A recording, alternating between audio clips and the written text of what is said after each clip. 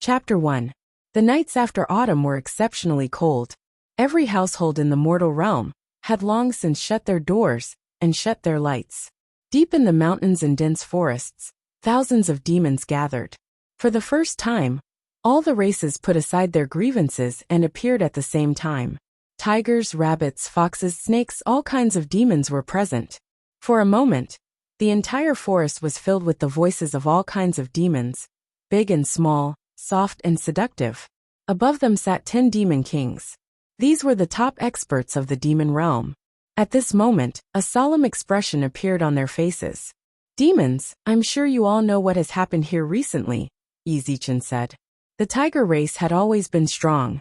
Tiger King was the first to speak, causing all the demons to quieten down. We are all demons. Under such a crisis, I think all the races should put aside their prejudices and work together to solve the problem at hand. But this matter is too strange. Wolf King frowned. Until now we still don't know who did it. What's the motive? Is there a need to guess? Tiger King snorted. Other than the cultivators of the 6 schools and 3 sects, who would do such a thing? All these years, we have been slaughtered by them. But we have always been distinct from these immortal cultivation sections. Why would they suddenly block our path out of the realm? Fox King looked puzzled. That's right. These demons that came out of the realm, at most, went out to eat a few mortals. They did not eat the children of the 6 schools and 3 sections. Snake King also guessed. There is no need for them to shed all pretense of cordiality, right? That's right. Leopard King was also indignant. After so many years, which demon has not eaten a few mortals? Why would the 3 sects and 6 schools suddenly make things difficult? I don't think it's them. That's right. Everyone knows that the demonic aura of our realm is harmful to their cultivation. That's why they never go near the border forest. Why would they specially guard here? But, other than the 6 schools and 3 sects, who else has the strength to kill all the demons that came out of the realm in 3 months? Tiger King still insisted on his own opinion. Eagle King nodded. As if recalling something, his feathers trembled. I heard that all the demons that came out of the realm died without leaving any bones behind. Some were skinned and cooked. There are even dried corpses on the tree of shame in the forest. Such cruelty, they are worse than beasts. He's simply bullying demons too much. The Tiger King smashed the armrest of the stone chair and stood up angrily. Fellow demon kings, I feel that rather than guessing who did it, why don't we kill our way out and get to the bottom of this? I don't believe that no matter how high their cultivation base is, they'll be able to stop the army of 10,000 demons. As soon as he said this, the other 9 monster kings immediately showed expressions of agreement. Indeed, rather than being fearful, it was better to take the initiative to attack. That's right. The Deer King was the first to respond. My son died at their hands. Instead of guessing here, why not go out and kill to our heart's content? So what if it's the 3 sects and 6 schools? When have we demons ever been afraid of them? Well said. Isn't that why we're gathered here today? No matter who he is, let's charge out and avenge our fallen brethren. Even the timid rabbit monarch stood up in response. The rabbit race had suffered the most casualties. That's right. If I don't take revenge, I'll be a demon in vain. In the name of the demon souls of our clansmen, we swear to avenge them. Eradicate these people who are worse than beasts and return peace to our demon realm. For the demon realm, the other monster kings also stood up in response. Even the demons from various clans who were on standby revealed themselves and flashed their claws. They excitedly shouted the slogan of revenge, looking as though they were ready to set off. Instantly, all sorts of demon howls and wolf howls resounded through the clouds for a long time. Until that. A thin voice suddenly sounded among the demons. I don't think there's a need to go. Amidst the raging crowd, a voice of objection suddenly sounded. Although it wasn't loud, it successfully attracted the attention of all the demons. The moment the shouting stopped, all the demons' gazes pierced over. Who is it? The Tiger King even roared as he searched for the cowardly demon. The demons searched everywhere, but despite being demons with the sharpest senses, they couldn't find the person who had spoken after a long time. Who was the one who just spoke? The Tiger King was a little angry. Where did this cowardly demon come from? If you have the guts, stand out. I'm here. Where? The demons looked around a few more times, but still couldn't find the person who had spoken. Here. The voice sounded again. Left, that's not right. Past, a little to the right. Wrong, look here. The demons followed the voice and looked left and right a few times, but still couldn't find the person who had spoken. Sigh. Forget it, I'm here. Then with a sigh, a figure suddenly climbed up the high platform where all the monster kings were sitting. Only then did the demons see the person who had spoken. It was a woman dressed in a gray robe. Her shoulders drooped weakly, and her eyes were listless. Her entire person exuded a lazy aura. She was short and skinny, and her face was a little sallow. The word weak appeared in the minds of all the demons at the same time. Too weak. Even the demonic aura on her body was pitifully weak, as though any random breath of air from a demon could blow her away. It was no wonder that all the demons couldn't find this person after searching for so long. This kind of demon was really too inconspicuous. The hot-blooded Tiger King couldn't stand it anymore. He snorted and said fiercely, "Humph, you cowardly brat. Just a few cultivators and you're scared. You even turned into this." All demons could transform, but this was the Myriad Demon Conference. Hence, most of the demons here had revealed their original forms to distinguish themselves. Only she maintained her human form. This made the Tiger King even more displeased. "You don't dare to show your original form. What kind of demon are you?" "I'm human," the woman replied. "Transvestite?" The Tiger King was stunned. What kind of demon is a transvestite? I've never heard of it. The woman's face twitched. "Hey, don't scold me. Why are all kinds of weak little demons here, daring to participate in the Myriad Demon Conference?" The Tiger King glared at the woman indignantly. "You cowardly little demon, don't you dare spout nonsense here. You're affecting our morale when we go for revenge." "No, I'm serious." The woman raised her hand unrepentantly. Her shoulders drooped unconsciously, making her look even weaker. "There's really no need for you to go out and seek revenge. You're still saying such depressing words." The Tiger King was furious. He roared, "Do you believe that I won't eat you, little demon? Even if you eat me, there's no need for you to come here for nothing, right?" "What do you mean?" "What I mean is that the fellow you were talking about who killed all demons, and was worse than beasts." She sighed. She patted her gray robes and raised her head. She still had that listless look on her face. However, she pointed at her own nose and said, "It could be me. Myriad demons." The entire place was silent for 3 whole seconds. Not a single sound could be heard. 3 seconds later, "Kill her." The myriad demons reacted and pounced at the woman at the same time. The woman still had that half-dead, half-alive look on her face. She let out a long sigh. Little animals and whatnot, so troublesome. 5 minutes later, the ground was filled with demon corpses. Blood flowed like a river. The first and last Myriad Demon Conference had come to an end. Chapter 2. The originally noisy forest was so quiet that even the chirping of insects and birds had disappeared. The gray-robed woman's eyes were lifeless, as she sat on a huge tiger carcass with a blank expression. She sat cross-legged and still looked weak. After sitting for a while, she sighed and muttered to herself, "Sigh. I'm so tired. Let's go home." After saying that, he slowly climbed down from the tiger's corpse. He rubbed his flat belly, feeling a little hungry. He looked around at the demon corpses of all kinds of races on the ground. "Since I'm out, why don't I have a midnight snack?" After some thought, she turned and walked towards the snow-white rabbit monarch on the right. Just as she was about to grab the rabbit's tail and drag it away, the corpse of the rabbit monarch suddenly exploded. It jumped up, but it did not escape. Instead, it turned around and kowtowed to her. "Exalted immortal, spare me. Exalted immortal, spare me. I was wrong. I failed to recognize you and offended you."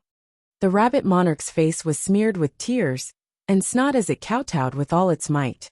Its entire body was shaking so hard that its fur was shaking in waves.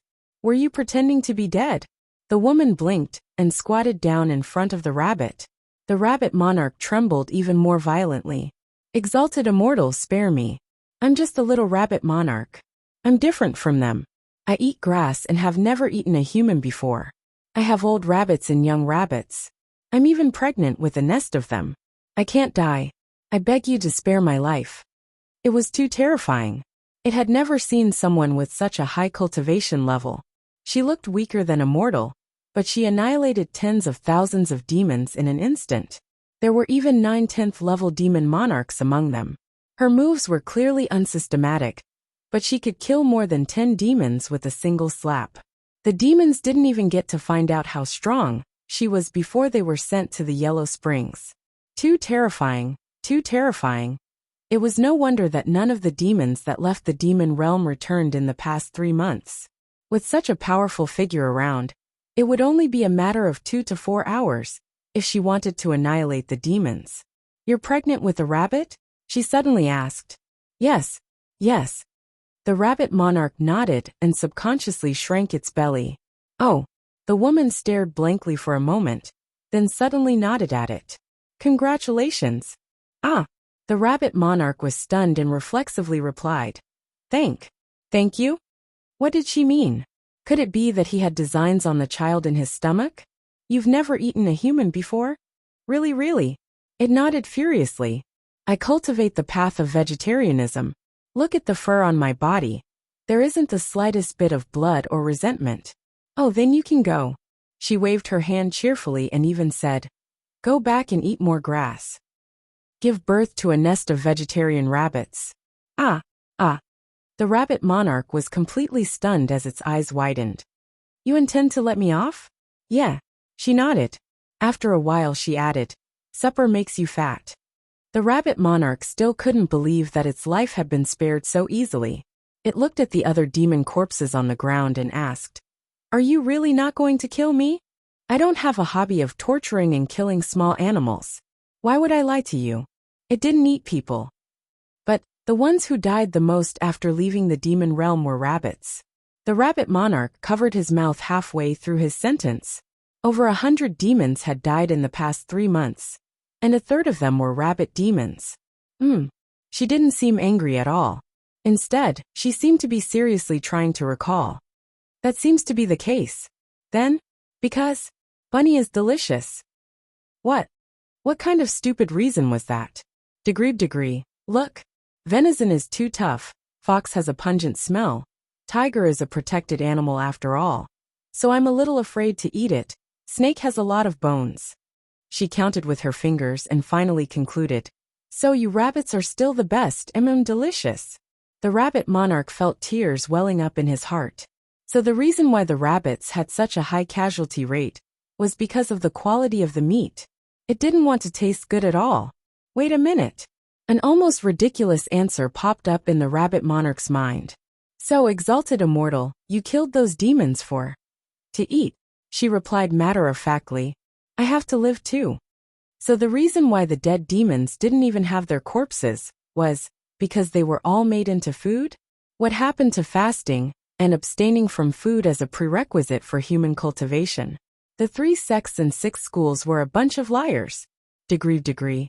Oh, it doesn't count this time.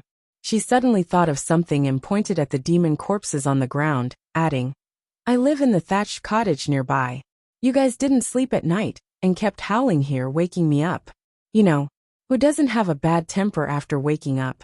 So I came over to take a look. So the thousands of demons died because they were too loud during the meeting? The rabbit monarch was shocked by this cruel truth.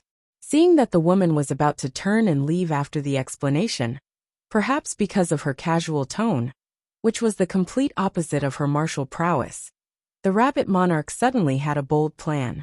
Exalted immortal, please wait. As expected, she stopped in her tracks and turned around. Is there anything else? Exalted immortal. The rabbit monarch tried its best to suppress the fear in its heart. If exalted immortal lacks ingredients, I can be of help. My race has many rabbit demons, and they are spread across a wide area. You can find any kind of food. Why don't? It glanced at her expression and swallowed a mouthful of saliva. Bracing itself, it continued. How about I deliver the ingredients you need to your residence every day? And you can do that. The woman's eyes lit up before dimming a moment later. I don't have the money to order takeout. What the hell was takeout? Exalted immortal, what are you talking about? This humble one is offering it to you willingly. There's no need for spirit stones or silver. That would be so embarrassing. The woman suddenly blushed and scratched her head awkwardly. Wouldn't it be too troublesome? No, no, no. It's not troublesome at all. The rabbit monarch was overwhelmed by the favor and shook its head vigorously. Oh, thank you then. It's only right, it's only right. The rabbit monarch smiled in an ingratiating manner before gathering its courage and revealing its motive. Then, when my race enters and exits the demon realm in the future, can I ask you to be magnanimous and not kill us? Sure. She nodded without hesitation. As long as they don't eat humans. Exalted immortal, don't worry. They are all vegetarian demons. The rabbit monarch couldn't believe that she was so easy to talk to. Furthermore, she seemed rather polite. Then it's settled. From tomorrow onwards, I will deliver ingredients to the exalted immortal. Thank you for your hard work. Not at all. If there's nothing else, I'm going back to sleep. Take care, exalted immortal. Goodbye. Exalted immortal. Yes. I still don't know your title. Oh, my name is Shunning. Take care, exalted immortal Shun.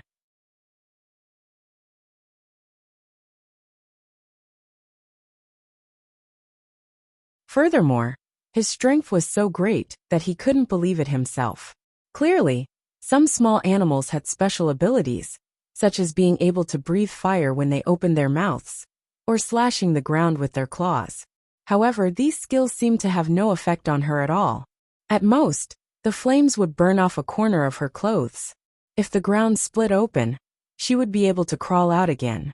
Sometimes, she even deliberately let a small animal bite her, and the result was a mouthful of sharp teeth. Her skin was clearly the same as before, soft and supple, and he just couldn't bite through it. At first she thought that these small animals were too weak. She even tried to uproot the 100-year-old tree behind the house. In the end, these old trees with intertwined roots were easily uprooted by her. She had uprooted dozens of old trees in the front and back of the house. So, she took the opportunity to make a yard for herself. Straight face, at this point she finally confirmed one thing. In this world, she seemed to be invincible. She felt that this should be the geographical difference between the other world and Earth. It was a normal phenomenon. The gravity on Earth and the Moon were different. To be honest, after discovering this problem, she wanted to find someone else to confirm it. She heard that there really were immortals in this world, but unfortunately, she couldn't see many people in a month. She could only stay here. Her personality had always been comfortable. To put it nicely, she was adaptable to circumstances, but to put it bluntly, she was a stubborn otaku who didn't know how to improve. There really wasn't much to pursue in life.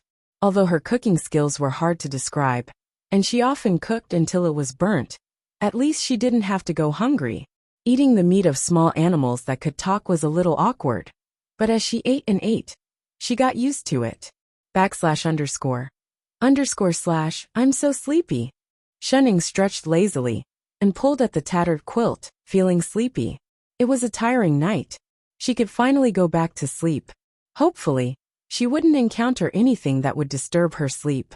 Just as she was thinking this, she closed her eyes. Suddenly she heard a loud bang. A flash of light struck down, directly splitting a large hole in the roof of the thatched cottage. With a crashing sound, grass splashed everywhere, and more than half of the cottage that had been weathered by the wind and rain had collapsed, leaving only an inch of space above her small bed. Shening. Then there was another bang. A figure fell in the yard, blood splattering all over the ground. The original white robe was already half stained red, and there were all kinds of wounds on it. Ha ha ha ha. Arrogant laughter rang out in the air, followed by a black figure slowly descending, stepping on the ruins of her thatched cottage. I Ching, little brat. Didn't you say you wanted to kill demons and defend the Tao? Didn't you want to kill me? Why can't you do it now? Rui me. The person who fell in the yard struggled to get up, but his injuries were too serious. After a long time, he only managed to prop up half of his body. You demon!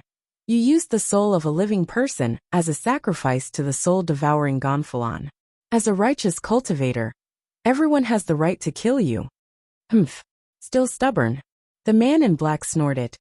I Ching, you used your sword cultivation to chase me for 3 days and 3 nights. You almost destroyed the soul-devouring gonfalon that I painstakingly refined. Today, I will use you as a sacrifice to the gonfalon to dispel the hatred in my heart. With that said, he waved the gonfalon in his hand. Instantly, dozens of lightning bolts were released, striking towards the yard. Not only did the man fall back, but several large holes were formed around him. Shening frowned. My yard. Ha ha ha. How does it feel to have demonic chi enter your body? The man in black laughed even more proudly. It was not in vain that I spent so much effort to set up a spirit gathering array, and spent 3 days to lure you here. Despicable. Who asked you to be a busybody? Ruemi laughed coldly. It's just killing a few mortals. Even the Black Heaven sect doesn't care about it. Why do you have to be a busybody? Nonsense. I Ching spat out a mouthful of blood. He could not summon any spirit chi at all. He really did not expect that this fiendish cultivator would have the guts to set up a spirit gathering array at the entrance of the demon realm. He was caught off guard and the demonic chi entered his body, causing his spirit chi to dissipate. That was why his sneak attack succeeded, and caused him to be injured to this extent. Although he was just an itinerant cultivator, he cultivated an orthodox Dharmic Tao, and pursued the supreme great Tao. How could he not do anything when he saw I Ching absorb the soul of a living person? Was the life of a mortal not a life? Besides, as an exalted immortal sect, how could the Black Heaven sect not care about such things? It was just that they did not realize it. Forget it. Since you insist on seeking death, I'll grant you your wish today. Ruemi raised the gonfalon in his hand and was about to attack. Hey, who's that? A gentle female voice came from his right. Who's there? Ruemi was shocked. He turned around abruptly, only to see a dusty person wrapped in a blanket.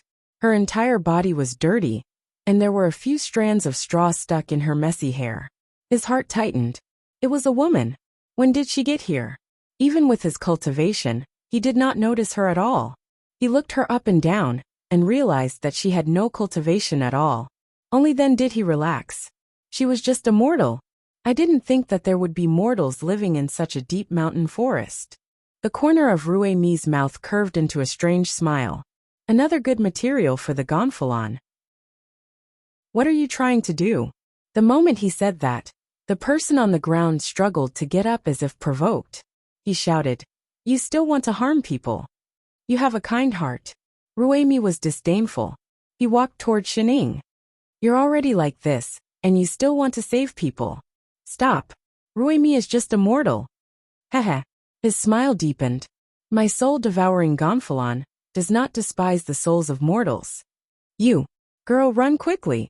She's not a good person. The person on the ground struggled to get up, but he could not stop Ruemi at all. He could only shout louder and louder for people to run. You think you can run? Stop right there. I say. Shining lifted her blanket and frowned.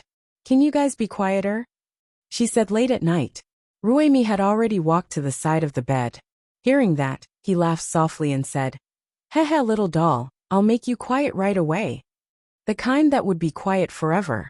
He raised the flag in his hand and instantly, lightning flashed. Shining cooperated and stood up.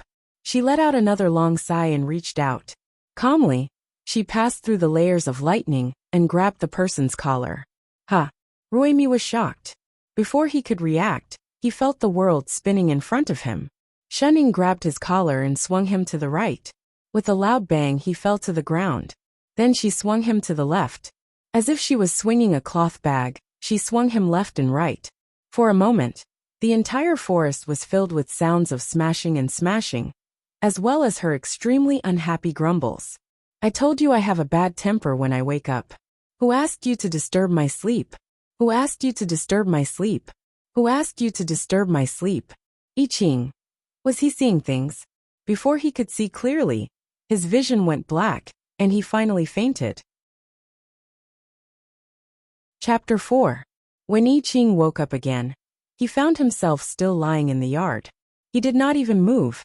His injuries were too serious, and his vision was not clear. He could only see a gray and white shadow talking. The white shadow was huge, and exuded a faint demonic aura. Were there demons? He could not help but worry. Not for himself, but for the girl from before. Was she all right? But he was too tired. He fainted again after a while. When he woke up the second time, he was still lying there. He did not even turn over. This time was better than the last time. He could faintly hear voices. Exalted immortal Shun, I'm here again. This is the best food in the demon realm. Look. Carrot. Yes, it's so juicy. Look at the color and the moisture. It's our tribe's favorite. You really are a rabbit. Can you change it next time? No problem, Exalted Immortal. Exalted Immortal, is there anything else you need? Yes, there is. Can you? What could he do? He did not hear it, because he fainted again. When he woke up the third time, he was still lying in the yard. Yes, still in the same position. This time, he was finally fully awake. He had the strength to turn his head. He finally saw the gray figure clearly. It was the girl from that night. And she seemed to be digging a hole. Oh, you're still alive. She suddenly sighed. At that moment, I Ching felt that she was a little disappointed. Disappointed about what? He was not dead. Before he could figure it out, he saw her climb out of the pit that was half a person's height.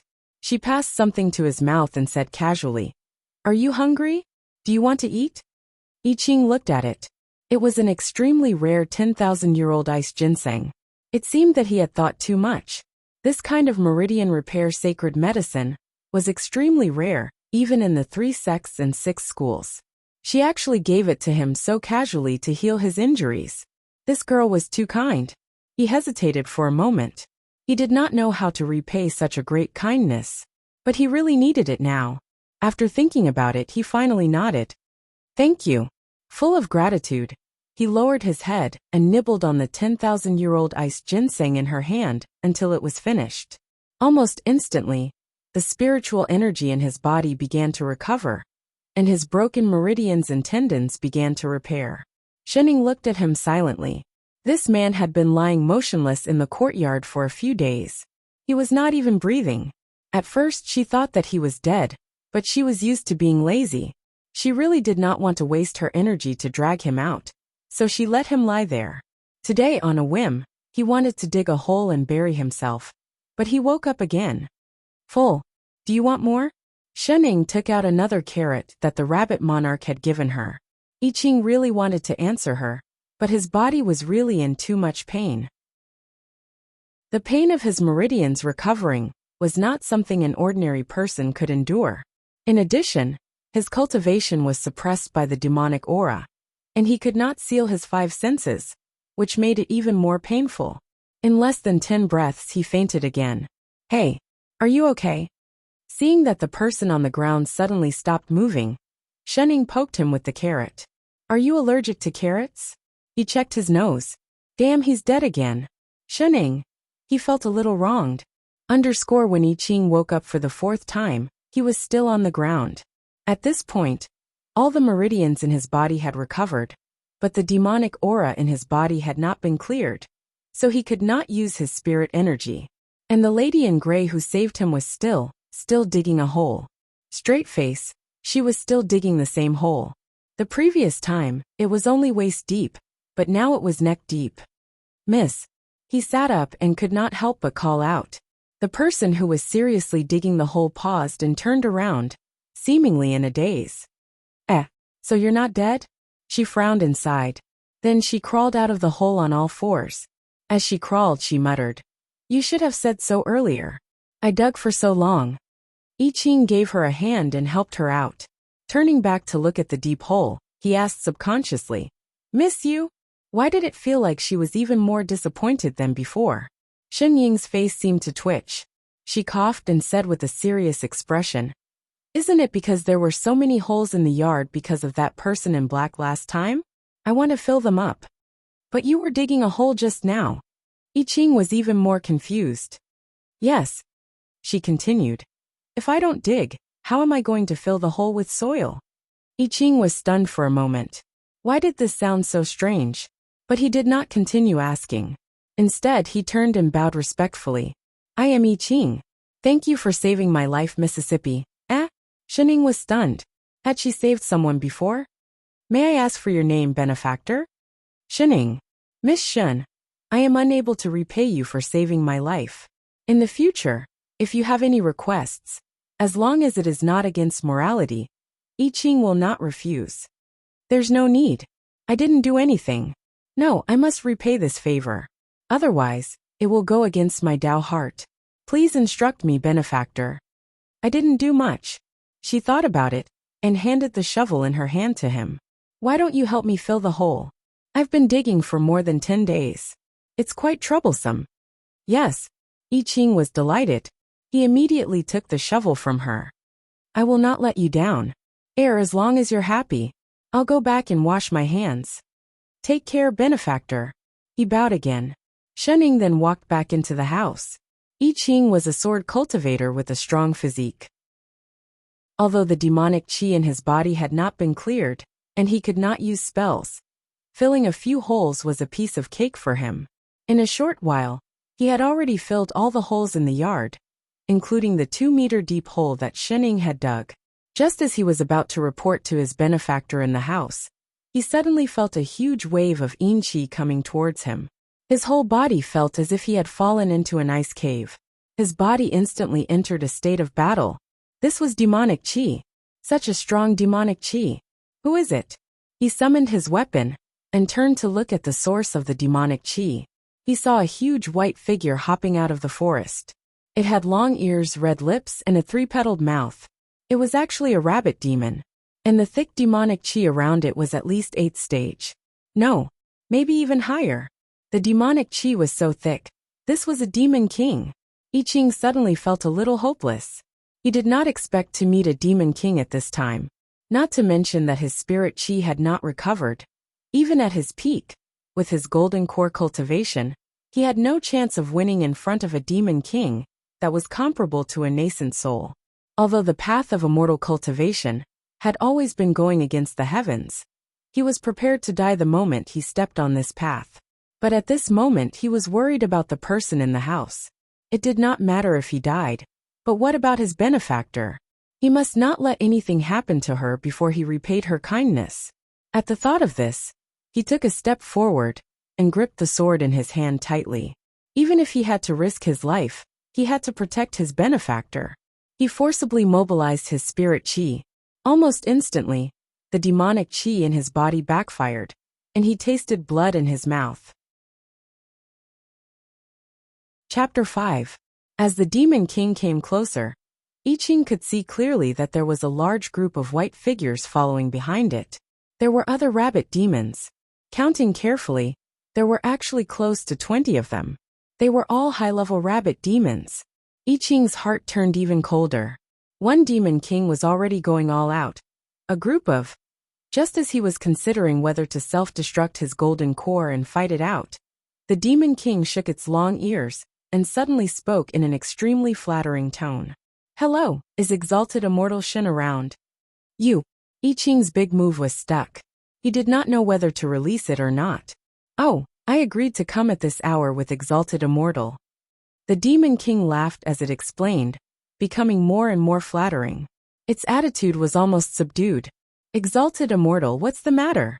It's all right, we just have to wait. As it spoke, it waved its claws at the rabbits behind it. More than 10 high-level rabbit demons immediately sat in a row in an orderly manner. They did not even move their tails, much less attack. I Ching was a little confused. This was a demon? What happened to demons being evil by nature and eating people on sight? Don't be afraid, benefactor. We are all good rabbits that eat grass. As if understanding his thoughts, the demon king rabbit was a little anxious. Afraid that he would misunderstand, it explained. It's true. We are different from other demons. We never eat humans. With that said, it retracted its claws and sat even more obediently. Yo, rabbit, you're here? Before I Ching could figure out what was going on, Shining finished washing her hands, wiped her hands on her gray robe, and walked over. You're quite early. Exalted immortal. The rabbit monarch's body trembled as though it had been electrocuted. Its originally upright rabbit body collapsed instantly as it slumped to the ground. If not for the fact that it was in its rabbit form, it would have looked like it was prostrating itself. I have gathered the manpower according to your instructions. Shening turned and looked around. Why are they all rabbits? Can they do it? Exalted Immortal, don't worry. The rabbit monarch nodded vigorously. My rabbits and grandchildren have always been efficient. There will definitely be no problem leaving it to them. But they look. Shening glanced at the 4 snow-white claws of the rabbits. Is it convenient? Oh. The rabbit monarch was taken aback for a moment before understanding what she meant. It's fine. They already know how to transform a long time ago. It's just that they're used to being rabbits. As he spoke, he waved his hand. And as expected, the dozen or so rabbits stood up at the same time. Their entire bodies began to transform, and in a few moments, they had taken on human forms. However, they had rabbit heads. Straight face, the corner of Xin Ying's mouth twitched. She felt that it hurt her eyes. All right, thank you for your hard work. He quickly waved his hand to let them in. Only then did the rabbit monarch lead the group of rabbits into the yard. I Ching wasn't sure if it was an illusion, but he felt that every rabbit demon that passed by his benefactor would subconsciously tremble. Benefactor they are. I Ching could not help but ask. From the looks of it, these rabbit demons were summoned by her. Oh, I asked them to come and help. Shening pointed to the small thatched cottage behind her. Didn't my cottage get split in half the other day? I don't know how to fix it. Fortunately, it hasn't rained for the past few days, so I managed to make do with it. The rabbit said it could, so I asked it to help repair the house. Ask the demon monarch to repair the house. I Ching was completely shocked. Demons were not mutated beasts. They had always been at odds with humans, so why would they be willing to be ordered around by humans? But after a while, he realized that they really could. Straight face, the large group of rabbit demons had already started to repair the house in a hurry. Some chopped down trees, some covered the grass, and some supported the beams. They had a clear division of labor and great teamwork, as if they had practiced it several times in advance. I Ching was filled with questions, but he saw that Shening had already calmly rolled up her sleeves, intending to go and help. Just as she was about to lend a hand, the hand of the rabbit demon closest to her suddenly trembled, and the beam it was hugging fell with a thud. Shening hurriedly reached out to catch it to prevent it from hitting another rabbit. Are you all right? She turned and asked. The rabbit's eyes reddened as it knelt down. Exalted Immortal, please spare my life. I didn't do it on purpose. I'm sorry. When it knelt down, the other rabbit demons seemed to have received some kind of signal. They knelt on the ground and kowtowed to her crazily. Shening, I just wanted to help. Do you guys have such a huge psychological trauma? Forget it. She had no choice but to throw the beam to I Ching behind her. Here. You guys continue. I won't join in. With that said, she turned and walked back to the courtyard. She felt a little heartache. Was she so scary? She sat down on the stone chair in the courtyard and leaned forward. She habitually laid on the stone table, like a pile of mud. Forget it. Since she didn't need help, she couldn't be bothered to move. The sun was so good, it was the most suitable for sleeping. Hence, in less than 2 minutes, there was a faint sound of snoring coming from the stone table.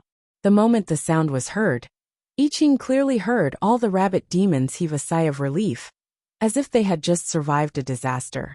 Even the speed of building the house had increased by a lot. Thank you, benefactor.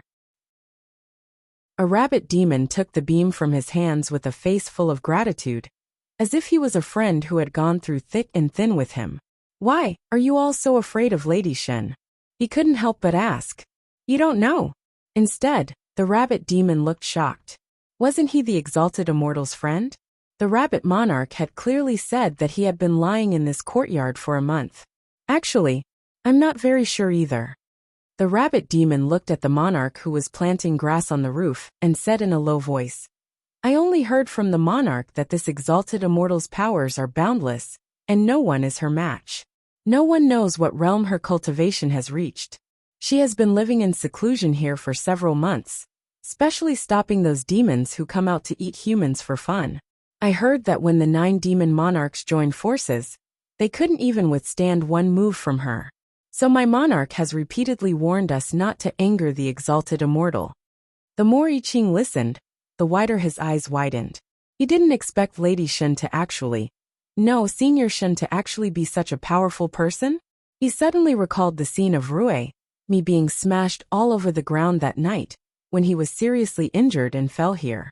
Originally, he thought that his eyes were playing tricks on him, and that he was hallucinating. He didn't expect that it was real. Thinking about it carefully, he did not see Ruemi after he woke up.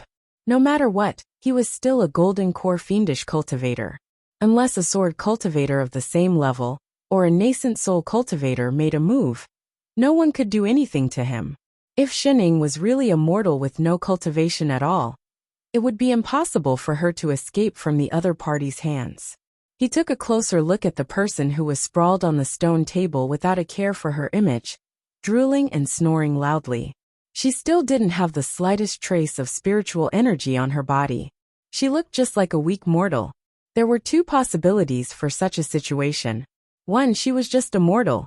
Two, her cultivation was too high. She might have already reached the soul formation stage or even higher. Therefore, she had reached the level of returning to the basics. She could control and release her spirit chi at will, and ordinary people would not be able to tell. And according to the rabbit demons, she was obviously the latter. An uncontrollable excitement surged in I Ching's heart.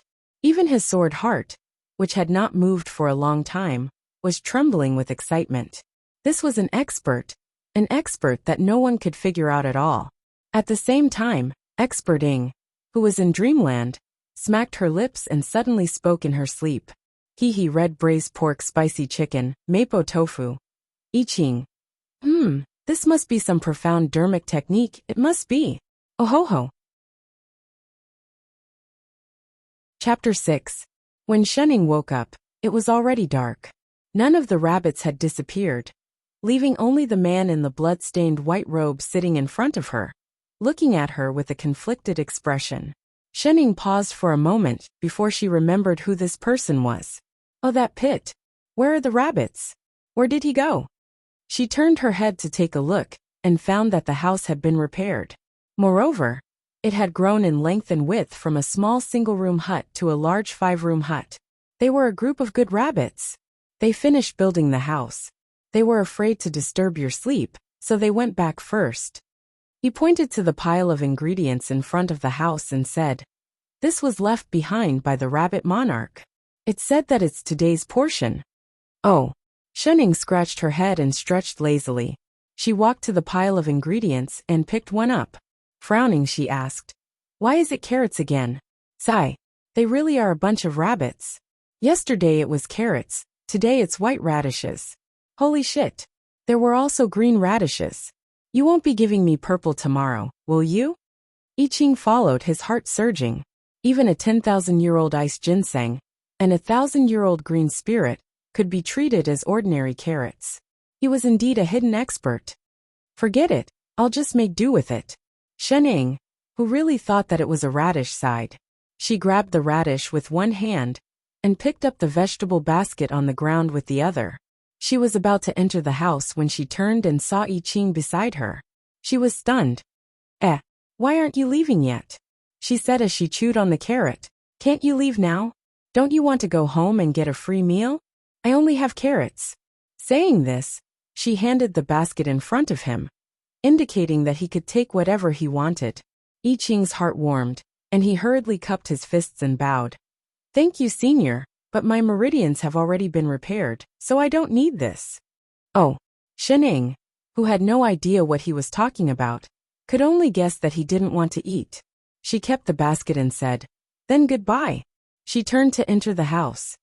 "Senior Shen," he shouted anxiously. Shening turned around again. "Is there anything else?"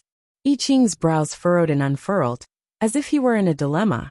The expression on his face changed several times. Hesitation, worry, worship, anticipation, and other emotions flashed across his face. A moment later, he clenched his teeth, as though he had finally mustered up his courage, and knelt down with a thud, respectfully bowing to her. "Senior, please accept me as your disciple." She was immediately dumbfounded. What was going on? Accepting a disciple? What did he want to learn from her? Is it a waste of time to stay home? I am an itinerant cultivator. I belong to no sect or master. I am now a golden core sword cultivator. I am dedicated to the Tao. I only wish to use the sword in my hand to sweep away all evil in the world, I Ching said seriously. I am fortunate to have met you, Senior. I admire your righteousness. If I may be so bold, I would like to take you as my disciple. I hope Senior will grant my wish. With that, he kowtowed 3 times in front of her, and looked at her nervously and expectantly. Are you joking? The corner of Shen Ying's mouth twitched. Was this person's brain all right? He seemed to be allergic to carrots before. Would there be any side effects? Senior. His expression became even more serious. You and I do not know each other, but you saved me from danger, helped me recover, and protected me. I Ching, will never be able to repay your kindness in this lifetime. So, you want to repay my kindness with ingratitude? He couldn't be thinking of relying on her, could he? You are so poor, your taste is a little crooked. Senior, please don't misunderstand, he hurriedly explained. I really admire you, Senior. That's why I want to be your disciple. Not only because of your cultivation, but also because I respect your morals. There were so many cultivators in the world. Everyone knew that cultivating one's heart was the orthodox way to cultivate immortality. Just like when he entered the Tao, he wanted to sweep away all evil in the world as his Tao heart. He was an itinerant cultivator. He had seen many people who were virtuous and respectable, but in private, they were cruel and vicious. Often, the higher one's cultivation, the more one would forget what one's heart was originally.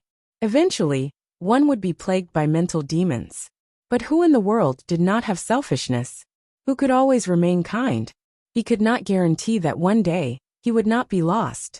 That was why he would rather cultivate hard on his own than become someone else's disciple. Even if he was born with a sword body, he would rather not be involved in this karma. But Shening was different. Her cultivation had clearly reached a level that others could only dream of. But she would rather live in seclusion in the deep mountains and forests, even at the entrance of the demon realm. She did not pursue fame or fortune, was not afraid of death, and had an unshakable kind heart.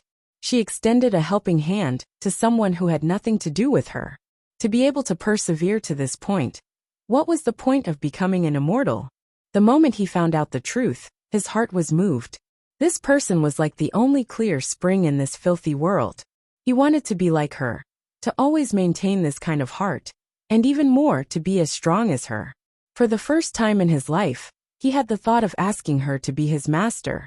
Asking her to be his master was the first thing he wanted to do apart from cultivation. He was just worried that she would not be willing. I sincerely want to cultivate with you. Senior, please grant me my wish. Are you serious? This person is really sick in the head.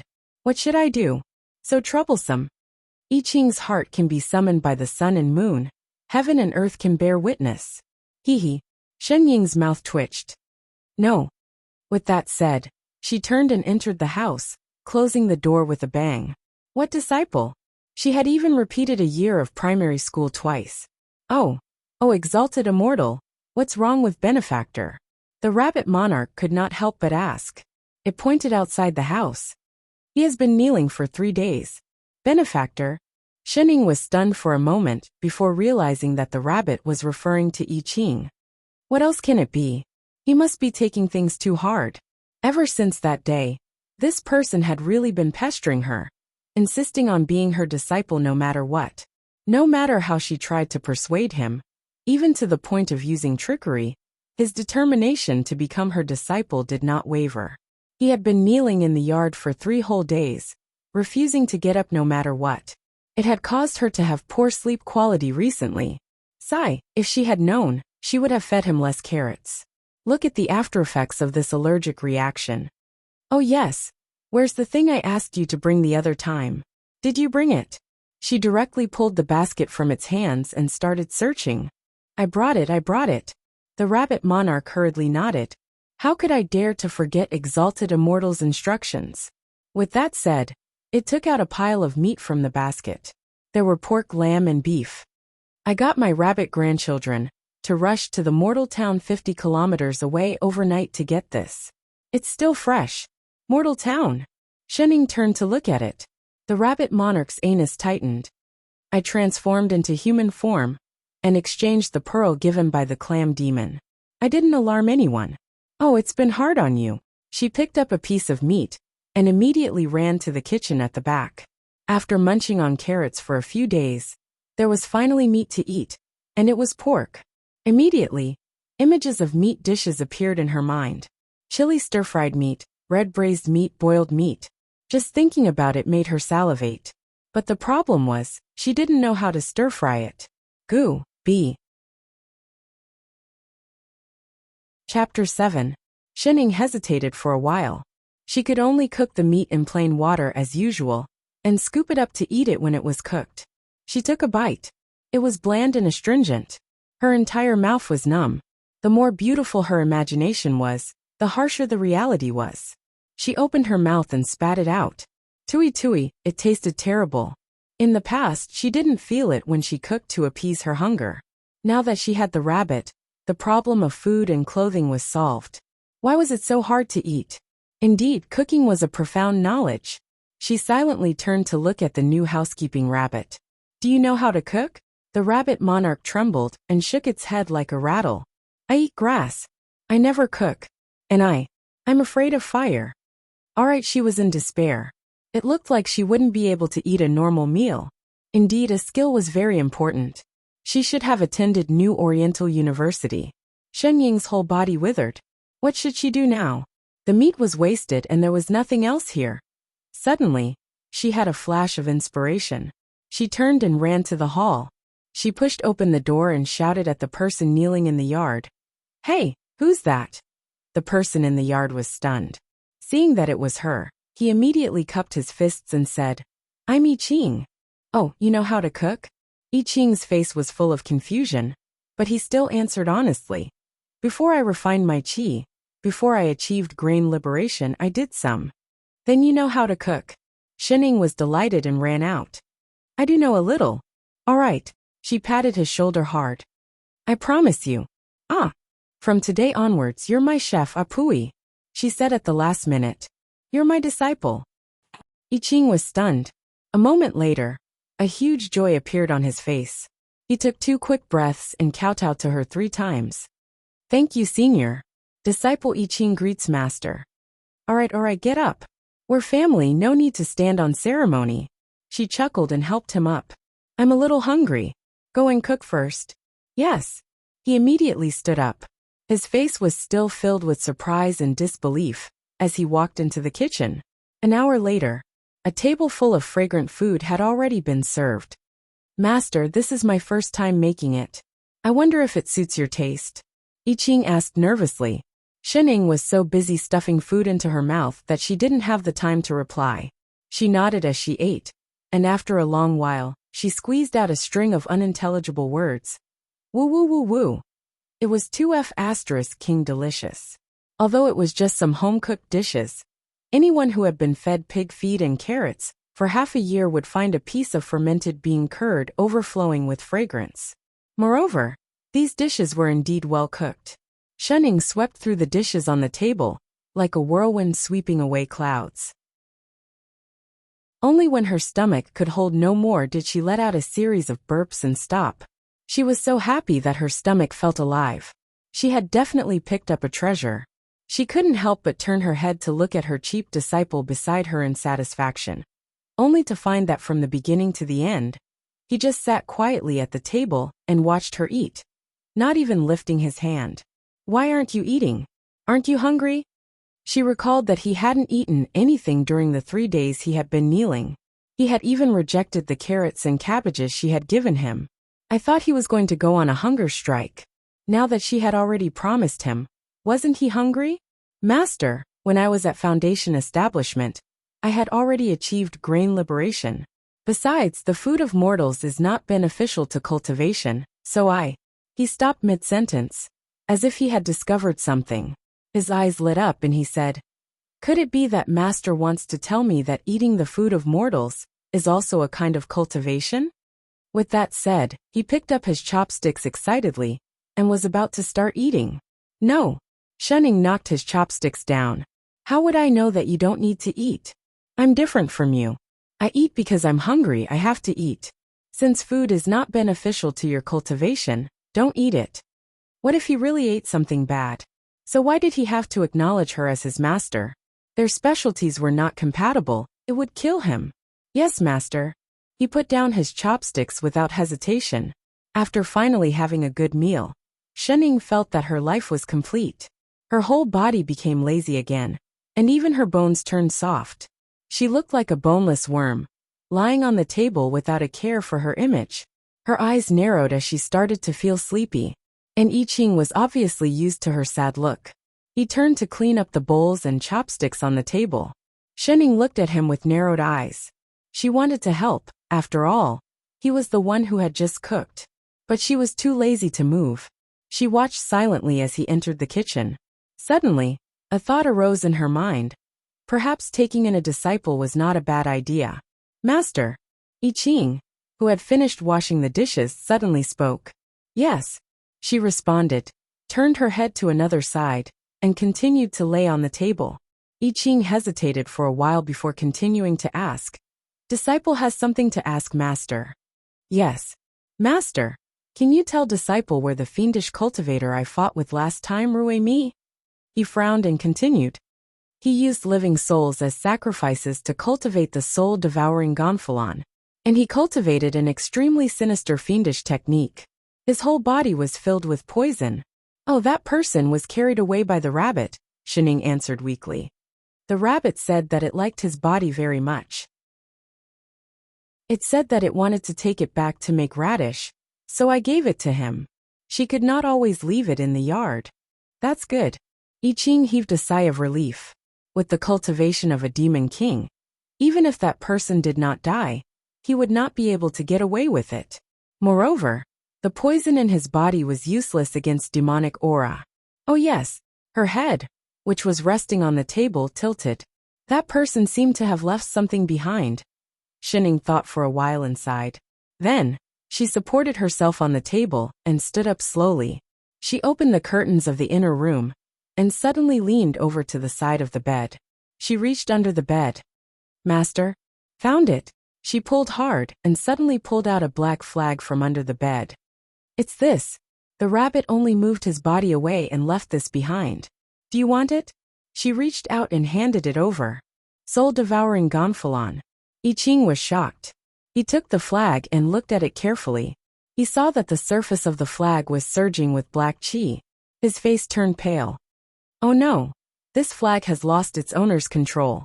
The soul-devouring array on it is about to collapse. And there are evil ghosts inside. He thought of something, and his expression became even uglier. He immediately sat down cross-legged.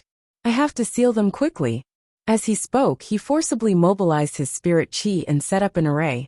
The moment the array appeared in his hands, the demonic aura in his body once again attacked his meridians. He opened his mouth and spat out a huge mouthful of blood. His clothes, which were already stained with blood, were dyed even redder. Hey, what are you doing? Are you all right? Shening was shocked. What did he do? I Ching did not reply. Instead, he endured the pain of his meridians being cut inch by the demonic aura, and forcibly completed the array seal on the flag. It was only when the array was complete, and the surging black chi on the flag was suppressed that he stopped. His body tilted and he fell to the ground again. Chapter 8. Hey! Shening nudged him. What's wrong with you? Chef disciple, don't scare me. Master, don't worry. It's fine. As if it's fine. He's already vomiting blood. Holy shit, he's still vomiting. Shening was a little confused. Could the disciple she had just taken and be a one-time thing? She had never studied medicine, and did not know much about this world's routines. After some thought, she turned and rushed into the forest. She grabbed a small animal that had just come out of the demon realm, and asked it to help find a rabbit. The rabbit came quickly, hopping over in less than 10 minutes. Exalted immortal, you were looking for me? Come in and take a look at my chef. Disciple. She waved. The rabbit monarch hurriedly transformed into its human form, and entered the house. Looking at the person on the ground who was on his last breath, and the ghostly flag beside him. It immediately guessed what had happened. Exalted Immortal, this is because demonic aura has entered his body. He had just repaired his meridians, and did not expel the demonic aura in time. He even forcefully used spirit chi to seal the ghost flag, causing the demonic aura to backfire and injure his internal organs, causing his golden core to be damaged. What did that mean? I don't understand. How do we treat it? The rabbit monarch's ears twitched a little awkwardly. Demonic aura is a great poison to cultivators to begin with. The honored sir's demonic aura has been in his body for a long time. To dispel the demonic aura in his body, the only way is to use a demonic inner core to absorb the demonic aura in his body. What's a demon core? Every demon will form a demon core in their body before they gain sentience. The rabbit monarch pointed to its stomach. That is the foundation of demon cultivation. Also, ordinary demon cores won't work. Demon cores from demons of the 8th level and above are needed. In that case, Shunning looked at the rabbit's stomach with an unclear meaning. The rabbit monarch trembled and immediately took a few steps back. Exalted Immortal, I can't. Although I am a 10th level demon king, once the demon core leaves my body, I will be a dead rabbit. Oh, Shunning looked disappointed. Master, don't worry about me, I Ching said anxiously as he vomited blood. I was the one who voluntarily used my powers to seal the soul-devouring Gonfalon. It has nothing to do with anyone else. To be able to become Master's disciple before I die, I Ching is satisfied. If you can't speak, then don't speak. Shunning sighed and squatted beside him. She patted his back and helped him breathe. He suddenly thought of something and looked at the rabbit monarch. Rabbit, what does your inner core look like? That's not necessarily true. The rabbit monarch shrank back in fear. We demons are of different species and have different elemental attributes. Our inner cores all look different. Although they are all round, the color changes according to the demon's elemental attribute and cultivation technique. Oh, she tilted her head in a daze. Do they all grow on your stomach? The rabbit monarch nodded. They are usually located in the dantian. Is that so? Something flashed across her face, and she suddenly turned around and crawled under the bed. Her entire upper body was buried under it, leaving only her 2 feet outside. After a while, she pulled out a big sack and threw it in front of the rabbit. Rabbit, take a look. Is it like this? The rabbit monarch opened the sack suspiciously, but failed to hold it properly. More than half of it spilled out. Instantly, beads of various sizes rolled all over the ground. There were red, white, black, blue, and all kinds of colors. Demon core. The rabbit was stunned. There were too many. There were probably thousands of them in such a big sack. Oh, I found these when I was catching those animals. I saw that they glowed, so I brought them back. Shunning explained casually. I don't have any lights here, so I wanted to use them for illumination. But most of these beads can only glow for a day or two, so she unknowingly hoarded a pile. The rabbit monarch. How many demons have you killed? Thinking back to the situation at the 1,000 demon meet, he immediately calmed down. How is it? Can these be used? Yes. The rabbit monarch nodded hurriedly. Not only could they be used, but they were extremely useful. Even the rabbit monarch was so excited that its hands were trembling. One had to know that there had never been any peaceful coexistence between demons. They had always killed each other for the sake of the other party's demon core. Eating the other party's beast core was very beneficial to their cultivation. However, most of the demons were violent and would rather self-destruct than leave the beast core behind. Moreover, after the demon's body died for a quarter of an hour, the beast core would be directly damaged if it was not taken out quickly. But here, the rabbit monarch saw a ground full of intact demon cores. So many.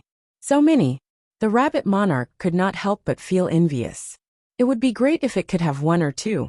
It forcefully suppressed the greed in its heart, picked up an 8th-stage demon core, and walked over. Exalted Immortal, this will do, it said in all seriousness, but the corner of its eyes could not help but glance at the demon cores all over the ground. This temptation was a little too great. How do I do it? Shenning asked. Take off your clothes and place it on your chest. Shenning hurriedly did as she was told. The moment the demon core landed, a gray smoke-like substance floated out of I Ching's body and entered the bead. In less than a quarter of an hour, the demonic qi in his body was sucked clean. I Ching tried to move and realized that the pain had disappeared. The spirit qi in his body also began to circulate, automatically repairing his tendons and meridians. Thank you, Master. He immediately knelt down and bowed. Shenning heaved a sigh of relief and pulled him up. It's good that you're fine. She had been scared to death. She thought that she would have to continue eating pig's swill in the future. Exalted Immortal, since the benefactor is fine, I will take my leave first. Oh, thank you. Thank you, Demon Monarch. The rabbit monarch turned and walked out of the house, trying its best to resist glancing at the ground. Stop, stop. This was the Exalted Immortal's item. Even if it had the life to look at it, it would not have the life to enjoy it. Rabbit, wait. Shenning suddenly said. The rabbit monarch trembled and felt a chill in its heart. It can't be. She saw through it too. Shenning bent down and grabbed a handful of beads on the ground. She chased after the rabbit monarch and stuffed them into it. I see that you like these beads. Here, take it as a thank you gift for giving me food these days. The rabbit monarch was stunned. It stared blankly at the dozens of beads of different grades in its hand. Its heart warmed, and it suddenly felt like crying. Exalted. Exalted Immortal. It's already very late. Hurry up and go back to sleep. She stroked its rabbit fur. Aren't you going to give birth to bunnies? Go back and rest early. Exalted Immortal. The rabbit monarch was extremely touched. It rubbed its sore nose and could not help but blurt out. Exalted Immortal, do you like bunnies? The ones that have just been born. Why don't I give you a few after I give birth? There was no way to repay her. How about she devote her life to her? There's no need. She shook her head and added. I like to eat bunnies, but I don't like to rear them. Straight face, the feeling of being touched just now must have been an illusion. An illusion. Chapter 9. Since that night, all the demonic qi in I Ching's body had been cleared, and his injuries were completely healed. Perhaps it was because he had been suppressing the demonic qi with all his might, but now that the demonic qi was cleared, he felt that his cultivation, which had been stagnant for a long time, was about to break through. And all this was because of the demon core that Master had given him. He was once again glad that he had such a good master. Thus, he could not bring himself to say what he wanted to say. Chef disciple, that dear. Shenning pushed the person who was cooking. Are you all right? I Ching was stunned, and the guilt on his face grew. He put down the spatula and bowed to her. You could tell? Indeed, nothing can be hidden from Master's eyes. I just saw that you added salt to the same dish 3 times, so I wanted to ask if it could still be eaten. His expression became even more guilty. After hesitating for a while, he gritted his teeth and said, Disciple does have something to discuss. I hope Master can help me. Shenning glanced at the pot and said casually, If you have something to say, just say it. And fortunately it was carrots, not meat. Disciple knows that Master has a kind heart. So you are stationed at the border all year round to prevent demons from going out to do evil. No. She just had no sense of direction, and did not dare to wander around. It's just that what your disciple is asking for is extraordinary and urgent. As he spoke, he turned his hand, and took out the soul-devouring gonfalon that was previously sealed. He explained, This gonfalon was made by the fiendish cultivator Ruemi. He once slaughtered hundreds of thousands of people, and trapped their souls in this gonfalon, raising them in a blood pool of evil qi. He led the evil spirits in the gonfalon to kill each other, hoping to raise a ghost king. Now there are still tens of thousands of evil spirits in the gonfalon. Any one of them will cause great suffering. Thinking of the evil deeds of the fiendish cultivator, he clenched his fists, and took a deep breath before continuing. Now that this gonfalon has lost its owner's control, the evil spirits inside will definitely take the opportunity to break out of the gonfalon. Although I used sorcery to temporarily seal this gonfalon last night, it is not a long-term solution. When the day of the full moon, When the yin qi is at its strongest, the evil spirits will definitely break through the seal and bring disaster to the world. Oh, Shening nodded, completely not understanding. What exactly are you trying to say? 100,000 evil spirits. I'm afraid no one can suppress them alone. He clenched his fists and said with determination, So, I want to send this flag to the immortal sect, the Black Heaven sect. That place was located on top of a spiritual vein, and one could use the spiritual energy to cleanse the evil spirits of the evil spirits, and use it to transcend the 100,000 souls inside. But he suddenly thought of something, and turned to look at Shening hesitantly. It's a long journey to the Black Heaven sect, and I'm inexperienced. If something happens to this banner, I'm afraid I won't be able to do anything. He cupped his fists and suddenly knelt down in front of her. This disciple is bold enough to ask Master to accompany me to Black Heaven sect. All right. I know Master is here to cultivate. If I leave rashly, I'm afraid it's... Moss. Master, you agreed. I Ching's eyes widened in disbelief. He felt like he was hallucinating. After all, those who chose to live next to the demon realm must have encountered some kind of huge obstacle in their cultivation, and had no choice but to do so. When it came to cultivation, the greatest taboo was to give up halfway. She actually agreed to leave so easily. Get up, get up. Shening pulled him up. Why didn't you say you knew the way? She had been living in this lousy forest for a few months now. If it wasn't for the fact that the hunter refused to bring her out no matter what, and that she had a terrible sense of direction, and was afraid that she wouldn't even be able to find a thatched hut to sleep in, she would have gone out long ago. Sure enough, there were benefits to having a disciple. When are we leaving? There's no time like the present. Why don't we leave now? Lunch can be packed. Master.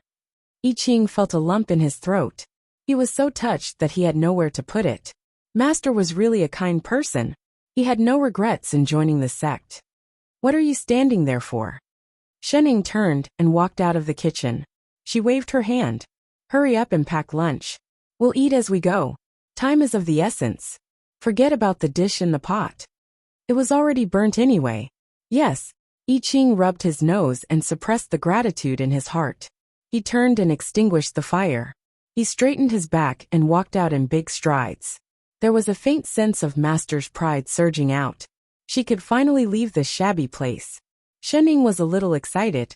She rushed into the house to pack, but found that she had nothing to pack. After thinking for a while, she turned and left a note for Rabbit. When she went out, her chef disciple had already packed lunch and was waiting for her. I'm done. She walked over and asked casually, which way? I Ching pointed to the right. South will do. Let's go then. Yes. He raised his hand out of habit. Suddenly, a sword appeared in front of him. He took a step forward and flew on the sword. He was about to speed up when he turned back to see that someone was still in the same place. He reminded her, Master? The road to Black Heaven sect is long.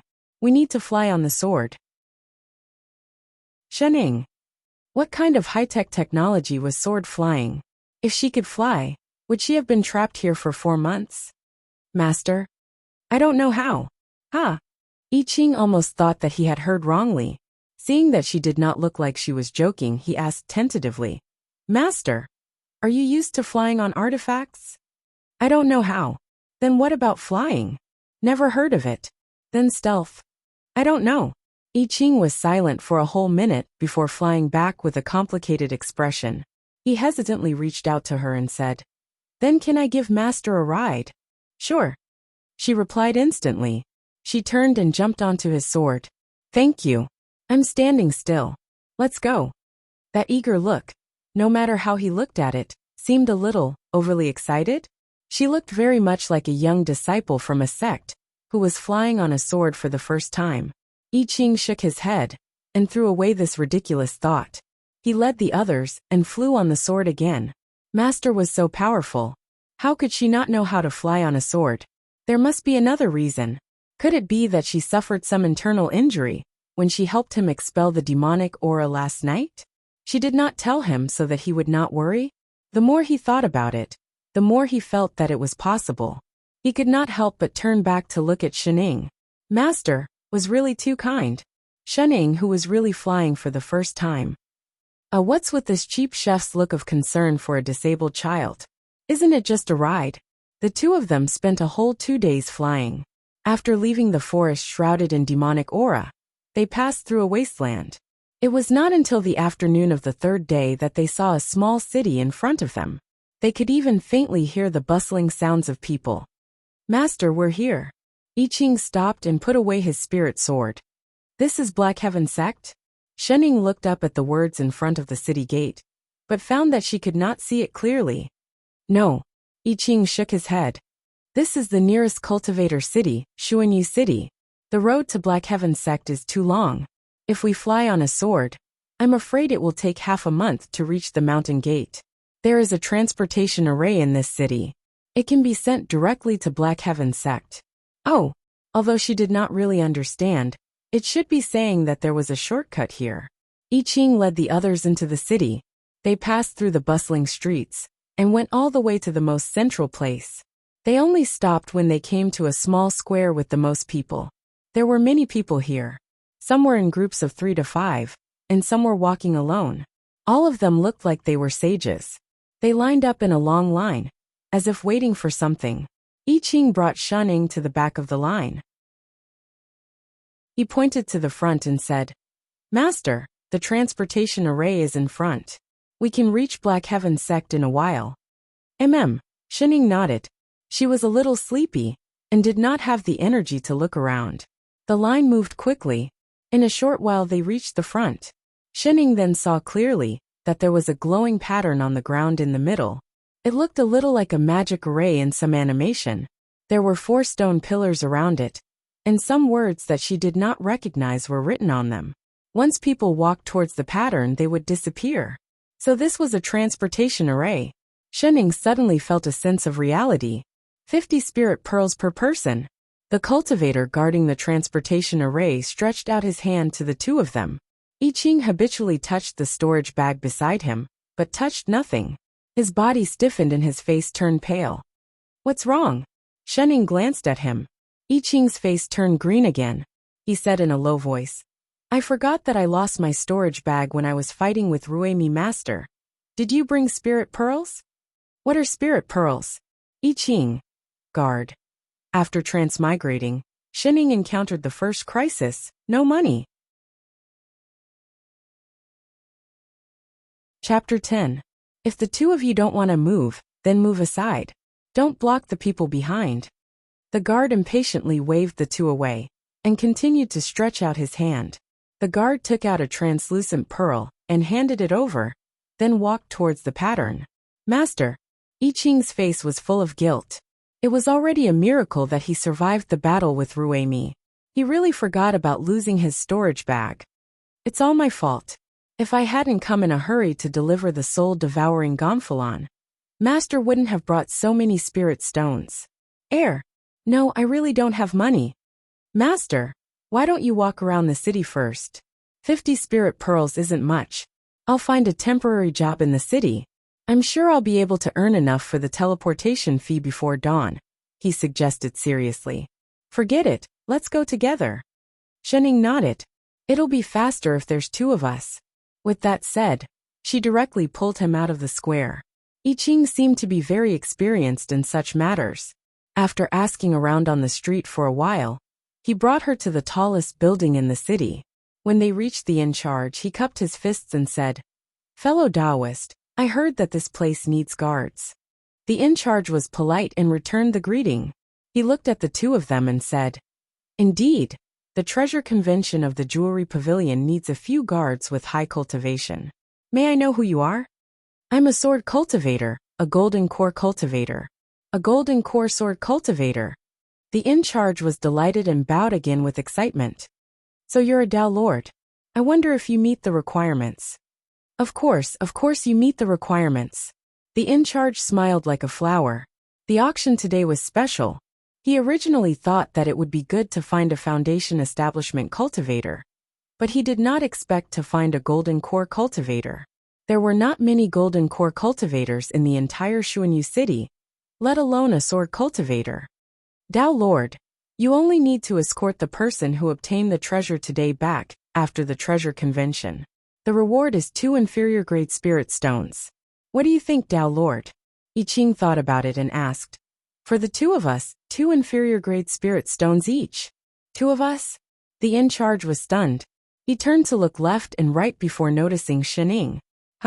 When did this person get here? He actually didn't notice him just now. Upon closer inspection, the other party did not have the slightest bit of spiritual energy. He was actually immortal. But when he thought that the other person was a golden core cultivator, he felt that it was impossible. He asked, Fellow Taoist, are you also here to be a guard? Forgive me for being blind, but what is your cultivation level? I don't know either. I don't know, what kind of guard are you here for? The in-charge's mouth twitched. He could not afford to offend a golden core Dao Lord. Then a total of 3 inferior grade spirit stones for the 2 of them. How about that? All right. Shening nodded. It was a package price. Previously, he had learned that a piece of low-grade spirit stone was equivalent to 100 spiritual beads, which was already enough for his travel expenses. I Ching swallowed the explanation that was about to come out of his mouth. Yes, it must be because Master wanted to keep a low profile. Please come with me. The steward brought the 2 of them to the 2nd floor. Only then did they realize that it was already filled with people, and they could faintly hear the voices of people shouting prices. It looked like a small auction. The steward had them wait in a small compartment. I Ching also started to take the initiative to explain the nature of this short-term job. This was a business. Usually, when a business obtained a rare Dharma treasure, Dharma artifact or elixir, they would hold an auction. Every time this happened, the shop would temporarily hire some cultivators to escort the people who had bid for the item back. It was also considered an after-sales service. However, these guards were usually foundation establishment cultivators, and all of them were itinerant cultivators. When I was in foundation establishment, I often took on such jobs. Don't worry, Master, this city is very small, and the area is not wide. Usually it won't be too far away. It will be over before daybreak, and it won't take long. Oh. Shening nodded. All in all, this was a short-term job that saved time and effort. But what did it mean to stop the chicken? They waited for close to 3 hours. The sky was already dark, and the voices outside slowly stopped. People started to leave one after another. The in-charge brought them in front of a cultivator. I Ching took a look. Although the other party was only a young cultivator at the 9th level of Qi refinement, he was wearing a 3rd level Dharma robe. He must be the young master of an immortal cultivation family. He was also holding a black box in his hand, which should be the Dharma artifact that he had just bid for. Dao Lord, this fellow Taoist Lu is the customer who will be escorting today. You just need to send him to the Lu residence in the west. I Ching nodded and let the young man out. The other party was very polite. Perhaps he was surprised that a golden core cultivator was escorting him, but he seemed a little excited along the way.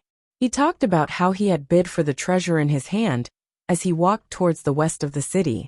The Lu family was considered a well-known family within a radius of 100 miles, but it was still a distance away from Xuanyu City. What's more, after leaving the city, they had to pass through a bamboo forest. The forest was deep and full of leaves, and there was a lot of miasma. It was not suitable for flying swords. This time, he had bid for a rare 4th level Dharma artifact. For such an important customer, the Precious Treasures Pavilion naturally hired the best people to escort him, in case someone killed him and stole his treasure. Shening had no objections to this kind of simple physical work, but why did he drag it until night time before leaving? She was so sleepy. Dao Lord, after leaving this forest, we'll reach the Lu residence. The cultivator with the surname Lu pointed ahead. Thank you for the journey, Dao Lord. It's my duty. Don't stand on ceremony. I Ching looked around. I'm afraid this forest is dangerous. Don't worry, Dao Lord. Cultivator Lu said nonchalantly. Cultivator Lu casually said, although this Xuanyu city is a remote small city, it has always been peaceful. Nothing will happen here. It's better to be careful just in case. Dao Lord, you must be joking. Although I can't use sword kinesis in this forest, I often walk here and there have been no problems. Cultivator Lu was still nonchalant. It's all because the manager of the Precious Treasures Pavilion thought too much and wanted to find someone to escort me. Although 4th level Dharma artifacts are rare here, they are very common outside. Could it be that someone will really? Before he could finish speaking, a white light suddenly shone under his feet. An array formation instantly took shape. The ground shook, and a large patch of thorny vines drilled out, smashing toward Cultivator Lu. Cultivator Lu jumped in fright. His hands lost their balance, and the box he was holding just now fell. It was directly sucked in by the crazily growing thorny vines. My Dharma artifact, be careful. I Ching pulled him back, summoned his spirit sword and swung it forward. A sharp sword chi swept toward the thorny vines, instantly cutting off a large patch. But in the next moment, more thorny vines emerged from the ground, surging toward them. I Ching had no choice but to push him back, away from the danger zone. He instructed, "Stay behind. Don't leave my master's side." Cultivator Lu was stunned. Master? What master? He subconsciously looked back, and after a while, he saw a woman in a gray robe behind him. He jumped in fright.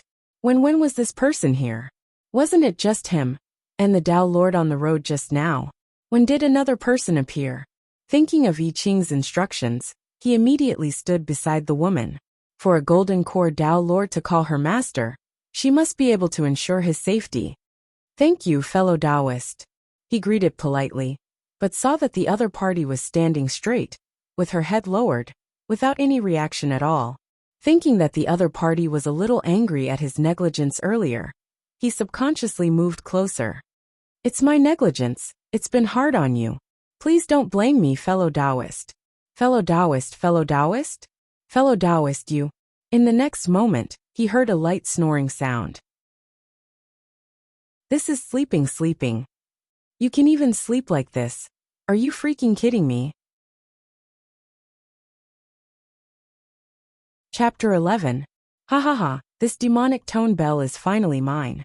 Suddenly, a man in his 40s or 50s appeared on the thorns in the center of the array. He was dressed in black, and his face was covered in black stripes. He was excitedly holding the box that the young cultivator had thrown away. "It's you." Cultivator Lu, who was about to wake him up, looked up at the man in shock. "You know him?" I Ching asked. He's the one who raised the price against me at the Precious Treasure Pavilion just now." The cultivator glanced at the black stripes on the man's face and shrank back. "I didn't expect him to be a fiendish cultivator." Brat. The fiendish cultivator took out a bell-like Dharma artifact from the box and glared at the young cultivator. "This demonic tone bell is a fiendish cultivator Dharma artifact. How dare a chi refinement brat like you fight with me for it?" "Nonsense, Dharma artifacts are not spirit artifacts. They don't need to recognize their owners. I was the one who bought it." "You can buy it, but you can't use it." The fiendish cultivator waved his hand, and a large patch of thorns swelled crazily again, whipping toward I Ching. I Ching rushed directly into the patch of thorns and changed his sword technique. Suddenly, thousands of sword lights swam among the green thorns as if they were alive. In less than a moment, the densely packed vines were all cut into small pieces and fell to the ground. "You're a golden core cultivator." The fiendish cultivator frowned, his face full of fear. He glared fiercely at Cultivator Lu, who was not far away. "Brat, I didn't expect you to hire a golden core cultivator to protect you. What a pity." He quickly conjured a seal with his hand and laughed coldly. "You've met me. You're destined to die here." The next moment, the array on the ground turned red. The thorns and vines that had been cut suddenly emitted a large amount of black chi, covering the entire bamboo forest in an instant. A bone-chilling cold invaded the surroundings. "It's Yin Chi." I Ching tightened his grip on the sword in his hand and turned back to remind the cultivator. "Step back and seal your 5 senses to prevent the Yin Chi from entering your body." Cultivator Lu hurriedly did as he was told. As he set up a simple defensive array, he reminded the woman beside him. "Fellow Taoist, hurry and enter the array. The Yin Chi is no small matter." However, the only response he got was a series of snoring. Still sleeping. Speaking of which, how on earth did she walk all the way here? A degree. The surroundings, which were filled with yin qi, had already darkened significantly. However, more thistles and thorns had sprouted madly from the center of the fiendish cultivator's formation. With the cover of the black qi, the fiendish cultivator's attacks became even more ferocious. I Ching chopped down a few thorns, only to discover that the other party was heading straight for the two people behind him. From the looks of it, this devil cultivator didn't just want to steal the treasure, he really wanted to kill the cultivator surnamed Lu. I Ching frowned. Without holding back, he mobilized all the spirit qi in his body. Changing his stance, the sword qi took shape. In an instant, dozens of swords condensed from spiritual qi appeared around him. They turned into thousands of sword lights, and directly broke through the formation, cutting a large area of thorns together with the black qi into pieces. The array beneath his feet cracked, and the fiendish cultivator spat out a mouthful of blood. He looked at I Ching in disbelief. How is this possible? My yin gathering array. You're a sword cultivator. His cultivation was clearly above him, and with this formation, it was impossible for him to win. Unless the other party was a sword cultivator. Only a sword cultivator could challenge someone of a higher level. Sword cultivators cultivated the Tao of the sword. They focused on the sharp blade in their hands, and the sword intent in their hearts. They did not rely on any spells or elixirs. They focused on cultivating themselves. That was why they were stronger than cultivators of the same level. That was why it was more than 100 times harder to advance than other cultivators. It was so rare that he did not expect to bump into one. What's more, it was a golden core sword cultivator. Sword cultivator I Ching said. I Ching. The other party was shocked again. As if recalling something, his face turned pale. You're the sword cultivator who killed Ruemi. His expression changed. He could not care less about the other party's reply. He waved his palm forcefully, and created a skull-like black qi to attack I Ching. At the same time, he turned around and fled. I Ching changed his sword technique, and split the black qi with his sword. The spirit swords around him flew out, and chased after the fiendish cultivator. In an instant, a sword array was formed around the fiendish cultivator, trapping him in the middle. The fiendish cultivator panicked. He tried desperately to break out of the sword array, but to no avail. His face was so pale that there was not a trace of blood in it. He looked at I Ching in horror, and hurriedly threw the Dharma artifact in his hand. Give it to you. I don't want it. Anyway, you guys are fine. Spare me. I was just possessed for a moment. I won't dare to do it again. I beg you. You're a fiendish cultivator. I Ching walked closer step by step. There was not a hint of emotion on his face. It's not your first time killing people and robbing their treasures. If I let you go, wouldn't I be helping the evildoer? I can't spare you this time. With that said, he raised his sword. The surrounding sword light shone brightly and thousands of sword qi shot towards the array. No. The fiendish cultivator screamed in horror. Just as he was about to be killed by the sword qi, there was a sudden ringing sound. The bell Dharma artifact that he had thrown out flew up, and rushed directly towards I Ching's back. Tao Lord, be careful! Cultivator Lu exclaimed. I Ching's sword stopped. He reflexively turned around, and slashed at the Dharma artifact. The fiendish cultivator in the array suddenly broke out of the array, and hit his chest. Although he did not hit, he grabbed something. Not good. Soul-devouring gonfalon. Ha. The black qi on the fiendish cultivator grew, and he rushed out of the sword array. In his hand was the soul-devouring gonfalon. I really got it without any effort. The man laughed even more wildly. He looked excited. I just wanted to snatch a small Dharma artifact. I didn't expect to see this gonfalon. You were stupid enough to bring it with you. Did you really think that this sword array could trap me? He had done it on purpose. He pretended to be trapped by the sword array, and threw the demonic tone bell to attack him. His target was the soul-devouring gonfalon on him. I Ching frowned. He had been too careless. Although the gonfalon had been sealed, it would still leak ghost qi. He had thought that with it, his spirit qi would be able to control the ghost qi on the gonfalon, and prevent it from hurting others. But he had forgotten that no matter how weak the ghost chi was, ordinary cultivators would not be able to feel it. Fiendish cultivators could see it at a glance. Let go of the soul-devouring gonfalon. Let go. The fiendish cultivator laughed coldly. Do you think I'm an idiot like Ruemi? With such a treasure in hand, I can't believe I lost to you. So what if you're a sword cultivator? Today, I'm going to sacrifice you to the gonfalon. With that said, he summoned a stream of yin qi and slapped it directly at the seal on the gonfalon. Stop. I Ching flew forward to stop him, but it was too late. The seal he had set on the gonfalon shattered. The golden Dharma talisman broke into thousands of pieces. Thick ghost chi immediately spewed out, and the temperature dropped. Ha ha ha ha ha. The soul-devouring gonfalon is mine. The fiendish cultivator laughed louder and louder. His eyes widened as he looked excitedly at the eerie ghost chi around him. From now on, no one below the soul formation stage will be my match. With tens of thousands of ghosts at my command, I puffed. Before he could finish, he spat out a mouthful of blood. The situation had changed. Unbeknownst to him, a claw had suddenly appeared on his chest. The claw did not have a physical form. It was made of black chi, but it had pierced through his chest. In the palm of the claw was a still beating heart. The fiendish cultivator lowered his head in a daze and looked at the beating heart.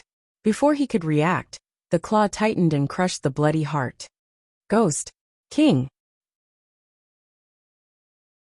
The fiendish cultivator said the last sentence, his eyes still wide open. He fell straight from the sky, no longer breathing. Chapter 12. A blood-colored banner floated high in the air, and a large amount of ghost chi was constantly overflowing from it. Mournful ghost cries could be heard, as if tens of thousands of ghosts were wailing at the same time. Something was breaking out of the banner. The bright moon was originally in the sky, but now it was covered with dark clouds, and chilly winds were blowing everywhere. The ghost chi in the surroundings was so thick that it was hard to see clearly. A huge and ferocious black shadow appeared in front of them. It was hard to see what it looked like, but it was surrounded by ghost chi that was so thick that it was about to materialize. I Ching's heart tightened. He had long seen that the soul-devouring gonfalon was about to produce a ghost king, so he was in a hurry to send it to the Black Heaven sect. He did not expect it to happen at this time. The yin qi released by the demonic cultivator must have accelerated its growth. The ghost king could only be controlled by the person who raised the banner. That devil cultivator had died from the backlash. In other words, this was a masterless ghost king that only knew how to kill. The ghost king has come into being. Leave this place. I Ching turned around and reminded loudly. Even nascent soul cultivators couldn't destroy the ghost king, let alone them. But it was already too late. The other party had already solidified into a physical form. In the next instant, a ghostly cry pierced through the air. That voice was shrill and ear-piercing, and it was impossible to tell whether it was male or female. It was clearly only one voice, but it was as if thousands of ghosts were wailing at the same time, directly exploding in his mind. A gust of chilly wind swept through the surrounding area, causing even the ground to tremble. I Ching felt his chi and blood surging. His feet sank, and he spat out a mouthful of blood. Even his golden core seemed to be on the verge of exploding. As for the cultivator surnamed Lu, he was already lying on the ground from the impact of the roar. I Ching desperately mobilized his spirit chi to resist, and just set up a defensive enchantment. Another ghostly cry rang out. He spat out another mouthful of blood and knelt down. The enchantment shattered, and his body felt as if it weighed 1,000 pounds. Under the pressure of the ghost king, he could no longer move. What should he do? In front of the ghost king, anyone below the deity transformation stage was completely powerless. The next attack would probably be.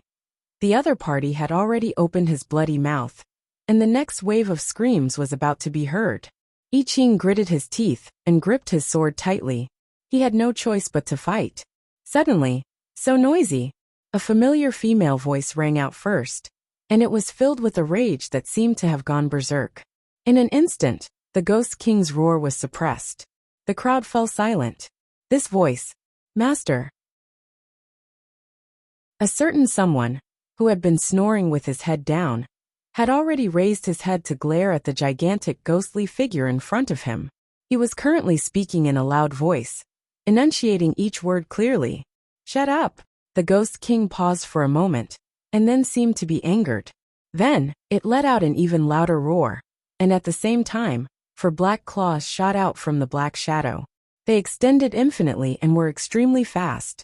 Like lightning, they shot toward the only person standing in the field. I Ching panicked. He wanted to go over, but he could not move. "Master!" Little dash, before he could finish his warning, he saw Shening gently raise her hand, and the menacing ghost claw instantly stopped in front of her chest. Caught him!" The Ghost King roared again. Its entire body moved a little impatiently, as if it wanted to pull its claws out. However, after trying for a long time, the other party's claws did not move at all. Shening raised her head and looked straight at the huge ghostly figure. Her eyes narrowed slightly, as if something terrifying was being emitted from her body. Murderous aura. What a thick killing intent. I Ching couldn't help but shiver. Why did he suddenly feel that Master looked a little scary? Roar. The Ghost King became even more agitated and roared anxiously again. However, Shen Ying's eyes narrowed even more. There was a faint sound of something collapsing in the air. She said word by word. "What are you roaring for? Don't you know that there's someone sleeping?" She suddenly raised the hand that was grabbing the claws, and the huge ghostly figure, that was as huge as a mountain, was instantly lifted more than 100 feet off the ground. Then, she directly fell down, and the ground shook as she smashed into the ground with a bang. Then, she raised it again and smashed it down again and again. For a moment, the entire forest was filled with the sound of an earthquake crashing onto the ground and her angry questions. "Don't you know that she's sleeping? Don't you know, don't you know?" I Ching. Cultivator Lu. Cultivator Lu trembled violently. So scary. She could actually use the Ghost King as a hammer. Was such a person really just a cultivator?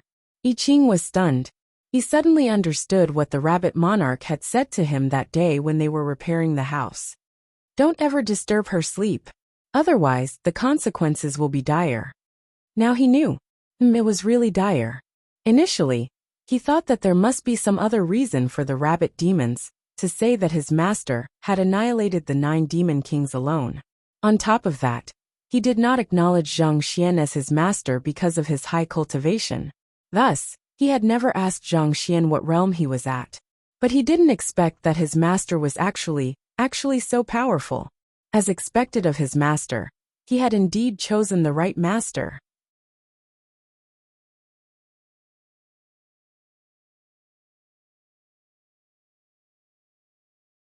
Why are you looking at me like that? What's wrong? Shening frowned. Why did they look like they were constipated? Did something happen last night? The two of them exchanged glances and answered resolutely in unison. No. Oh, Shening did not mind. She shook her especially sore left hand, only to find that most of the bamboo forest around her had fallen. There were bare branches and few leaves. Was there a strong wind yesterday? It was so strong. She took 2 steps forward and saw a huge pit in front of her, as if it had been smashed by something. The scenery here is really interesting. Oh yes, how far is your house? She turned back to look at the cultivator surnamed Lu. Cultivator Lu shivered and instinctively hid behind I Ching.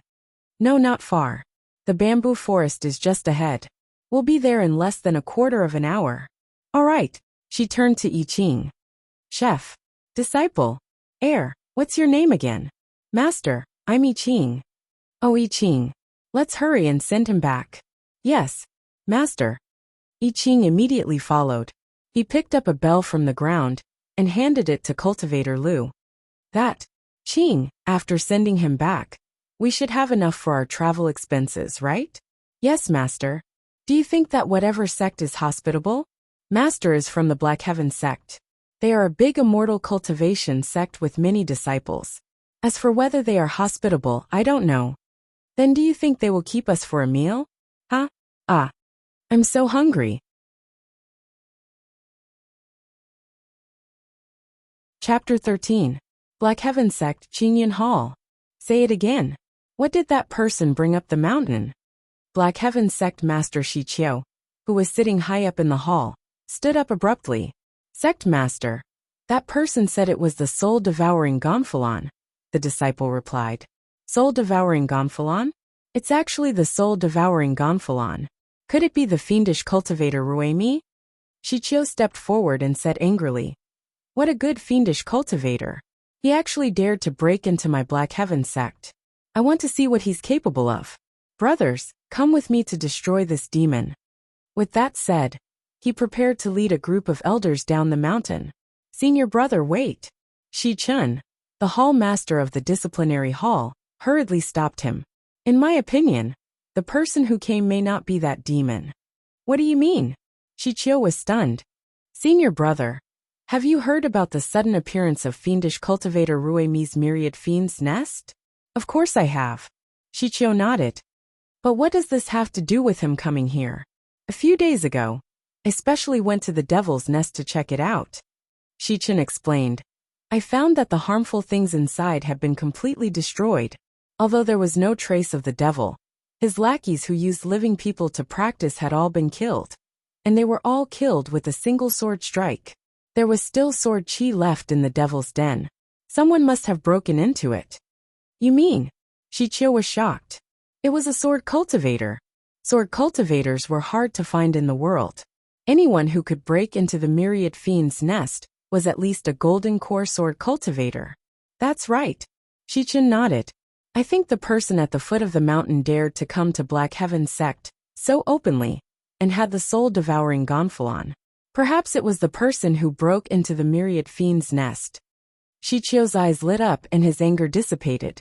Anyway, he looked at the disciples in the hall with a little excitement. Quick, invite that person up. He walked back to the main seat and sat down.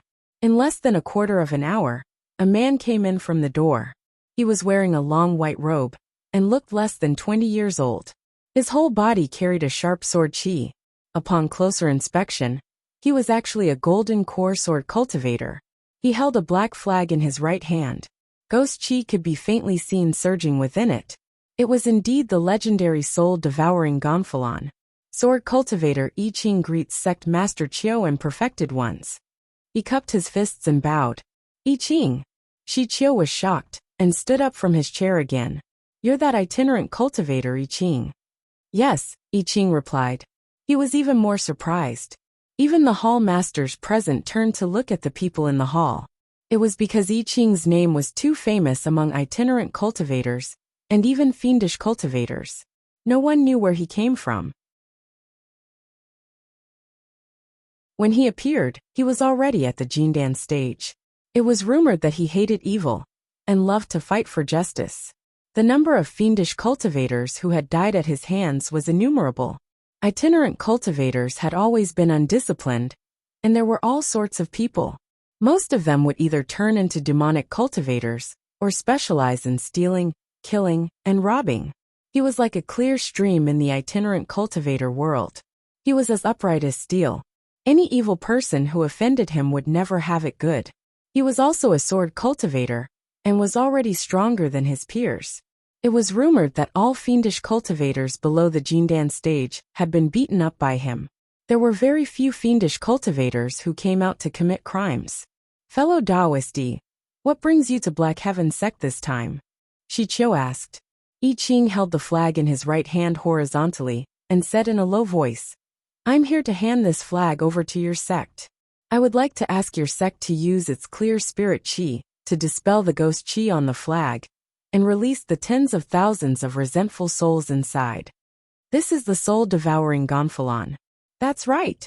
Fellow Daoisti, I wonder if that fiendish cultivator Ruemi is dead. Sure enough, Shi Qiu was a little agitated. But Hall Master Shi Chun, who was next to him, asked anxiously, Were you the one who caused the appearance of the myriad fiend nest a month ago? Yes. Everyone exclaimed again. It was really him. The fiendish cultivator Ruemi had always been a thorn in Black Heaven sect's side. He had committed many evil deeds, but his whereabouts were secretive. No one knew where his old nest, the myriad fiend nest, was. His cultivation level was also at the perfected Jindan stage. coupled with the soul-devouring gonfalon. Even a nascent soul cultivator would not be able to gain an advantage over him. Black Heaven's sect had tried to encircle and annihilate him many times, but could not find his shadow. Unexpectedly, he had solved the problem. He could actually defeat him above his level. He was indeed a sword cultivator. Ha ha ha ha. Heroes indeed come from the young. Shichio laughed out loud and exchanged glances with the other hall masters. Everyone had the same thought. Such a talent must be kept at all costs. Thank you, fellow Taoist E, for helping our sect get rid of Rui Mi, this scourge. Shichio smiled brightly and patted I Ching's shoulder in appreciation. Subduing the fiendish cultivator was not my doing alone, I Ching answered honestly. Fellow Taoist E, you don't have to be so humble. This person has been a scourge, and has long been wanted by all the sections. Shichio smiled even more happily and pointed to the gonfalon in I Ching's hand. Now that he has been executed in our sect's jurisdiction, our sect will naturally be responsible for the matter of the soul-devouring gonfalon. Thank you, Sect Master Chiao. I Ching directly handed over the gonfalon in his hand. Since this matter has been settled, I Ching will take his leave now. Just as he was about to turn and leave, Shichio stopped him. Fellow Taoist, please wait. Shichio quickly set up a few sealing dharma arrays on the soul-devouring gonfalon, and kept the gonfalon. I see that you have an outstanding talent and are full of sword chi. I believe that you will be able to condense sword intent in a few days. However, comprehending sword intent is dangerous, and cannot take the slightest bit of provocation. Fellow Taoist, it will be even more difficult for you to be alone. Have you ever thought of joining a sect and receiving its protection? Thank you, Sect Master, for your kind intentions. I Ching shook his head. I have no intention of joining a sect. Fellow Taoist, don't be in a hurry to refuse. Shichio continued to persuade him. Although our Black Heaven sect is not very famous, we are still considered the leader of the 3 sects and 4 schools. Among the 3 sects and 4 schools, only our sect has a deep understanding of sword cultivators. Our uncle master is a soul formation sword cultivator. All these years, he has always wanted to take in a direct disciple. With your qualifications, if you stay in our sect, I believe you will definitely catch his eye. It was such a great honor to become a disciple of a soul formation sword cultivator that no cultivator would refuse. However, I Ching's brows furrowed. Sorry, I already have a master. What? Aren't you an itinerant cultivator? Shichio was shocked and blurted out. Who is your master? Me. Just as he finished speaking, a claw suddenly appeared in front of him. The next moment, a magnified face appeared in front of him. I say, big brother, it's not good for you to poach me in front of me, is it? Shichio was shocked and took a step back. Who are you? Where did you come from? I've always been here.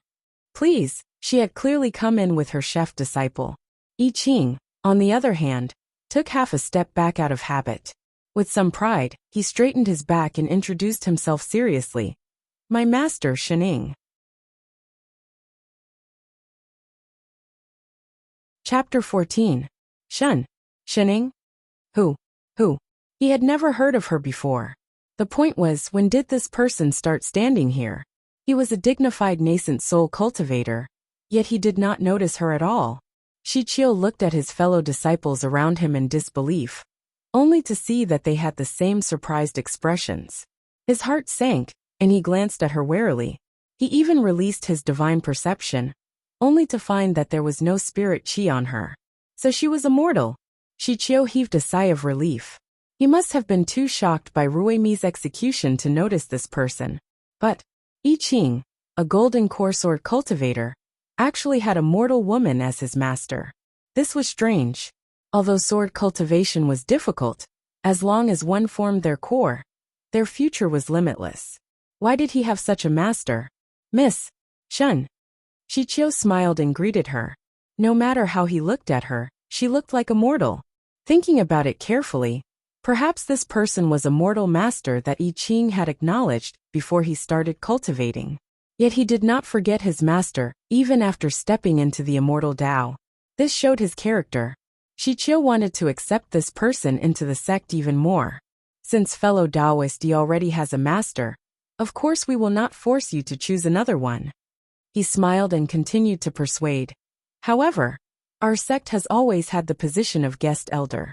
Fellow Taoist is already a golden core Tao lord. Why not be a guest elder in our sect? I Ching frowned hesitantly. Shi Qiu immediately said, although guest elder is nominally a member of our sect, we have never restricted guest elders. Fellow Taoists can still travel as usual, but in the future, we will take care of you more outside, so that when you encounter such matters that require the soul-devouring Gonfalon, there will be no need to be so troublesome. Just let the disciples bring it back to the sect. Indeed, it was more convenient to have a sect. Not to mention anything else, just the matter of Ruemi this time. If he had a sect behind him, perhaps he would not have to wait for the soul-devouring Gonfalon to produce a ghost king. Moreover, our sect has always given preferential treatment to guest elders. Shi Qiu continued to persuade. Not only are you free to choose from the cultivation techniques in the Dharma repository, there is also a separate cave abode. There will also be a corresponding monthly supply of spirit stones and elixirs. If fellow Taoist has any other requests, please feel free to mention them. Are meals provided? I Ching was about to reject when Shunning suddenly spoke. What? Shi Qiu was stunned and couldn't react for a moment. What kind of request was this? On the other hand, I Ching, who had been unmoved just a moment ago, suddenly seemed to recall something, and a regretful expression appeared on his face. He had actually forgotten that his master had not eaten breakfast. As a disciple, he was too incompetent. Sect Master Shi, do the disciples of the sect have a daily supply of spirit rice and spirit fruits? He asked in all seriousness. There is. Is this a very important condition? Wasn't that something that only outer sect disciples who hadn't achieved grain liberation needed? If you like it, you can get it from the External Affairs Hall. All right, I'm in. He agreed just like that. Didn't he need to think about it? Sigma, Sect Master, please arrange a place with a kitchen for me. I Ching cupped his hands and said. All right. Shi Qiu blankly beckoned for a disciple to lead the way. I Ching had already led his men out of the hall in a hurry. From afar, they could still hear their conversation. So hungry. Fellow Taoists, please lead the way. Hurry up, my master is hungry. How much longer will it take? Don't worry, master. We'll be there soon. Oh, make some soup today.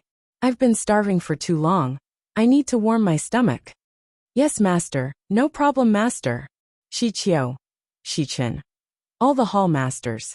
What kind of master and disciple was this? Inside the pure palace there were arrays all over. In the middle of the golden array, a black flag was fluttering in the wind. Large amounts of ghost qi were surging on it. In the middle of the array was a tattered array, but there was not a trace of ghost qi leaking out. The four nascent soul elders were sitting around, looking up at the flag with shock on their faces. What's going on? Why are our spells completely useless? Shi Chen frowned and looked at the ghost flag in the middle. If we don't release the evil spirits inside, we can't purify the ghost qi inside. But the seal on it has clearly been undone. Why is there still no trace of ghost qi leaking out? This flag was made by Ruemi. Fiendish cultivators have always been cunning. There must be a mystery in this flag that we haven't seen through. Shi Qiu answered with a serious expression. What should we do? If this continues, the ghost qi inside the flag will only get thicker and thicker. Shi Qiu clenched his fists by his side and looked at Shi Chen. Let's ask Uncle Master to come here. He has always been the most knowledgeable about array formations. Shi Chen immediately took out a Dharma talisman and conjured a hand seal. The Dharma talisman immediately turned into a stream of light and flew out. In a short while, a male voice rang out in the palace. What's the matter? Why are you calling me so urgently? A figure suddenly appeared in the palace. He looked extremely young, dressed in a blue and white robe, and holding a jade flute in his hand. His shoulders were draped with black hair, and his face was like jade.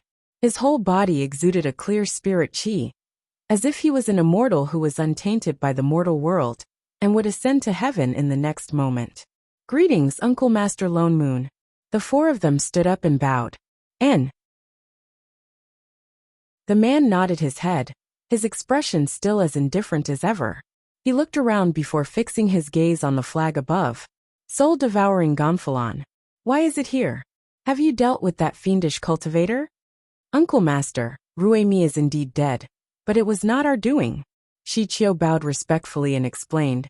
He was killed by an itinerant cultivator, and this gonfalon was sent by him to purify the ghost chi. Lone Moon responded indifferently. He conjured a hand seal and struck the soul-devouring gonfalon, but the flag still did not react. It did not even shake. Lone Moon was stunned. This soul-devouring gonfalon could actually withstand the spells of a soul formation cultivator. Uncle Master, the four of us have already tried just now. No matter what spell we used, this ghost flag did not react. I wonder why. Shichio explained. Maybe it's because of the sealing array formation on the flag. Lone Moon frowned and looked up at the gonfalon carefully. After a while he said, I wonder who set up this array. It looks incomplete but it has such power. Shichio suddenly thought of something and immediately said, this array could have been set up by that sword cultivator. Sword cultivator? Lone Moon turned around. It's a Dao Golden Core Dao Lord. He's quite famous among the itinerant cultivators. Shichio smiled and said, he has already joined our sect as a guest elder. His name is I Ching. What? Lone Moon was shocked. He could not even maintain his cold expression. What did you say his name was? Shichio was stunned. He did not understand why Uncle Master was so shocked. But he repeated, Sword Cultivator I Ching. I Ching, it's really I Ching. Where is he now? Lone Moon became even more agitated. He grabbed the man and asked anxiously. Shichio pointed in a direction. Inyuan Peaks. Before he could finish speaking, the person in front of him disappeared like the wind. The remaining four people looked at each other. After a while, they remembered the matter at hand. Uncle Master, the soul-devouring gonfalon. What should we do?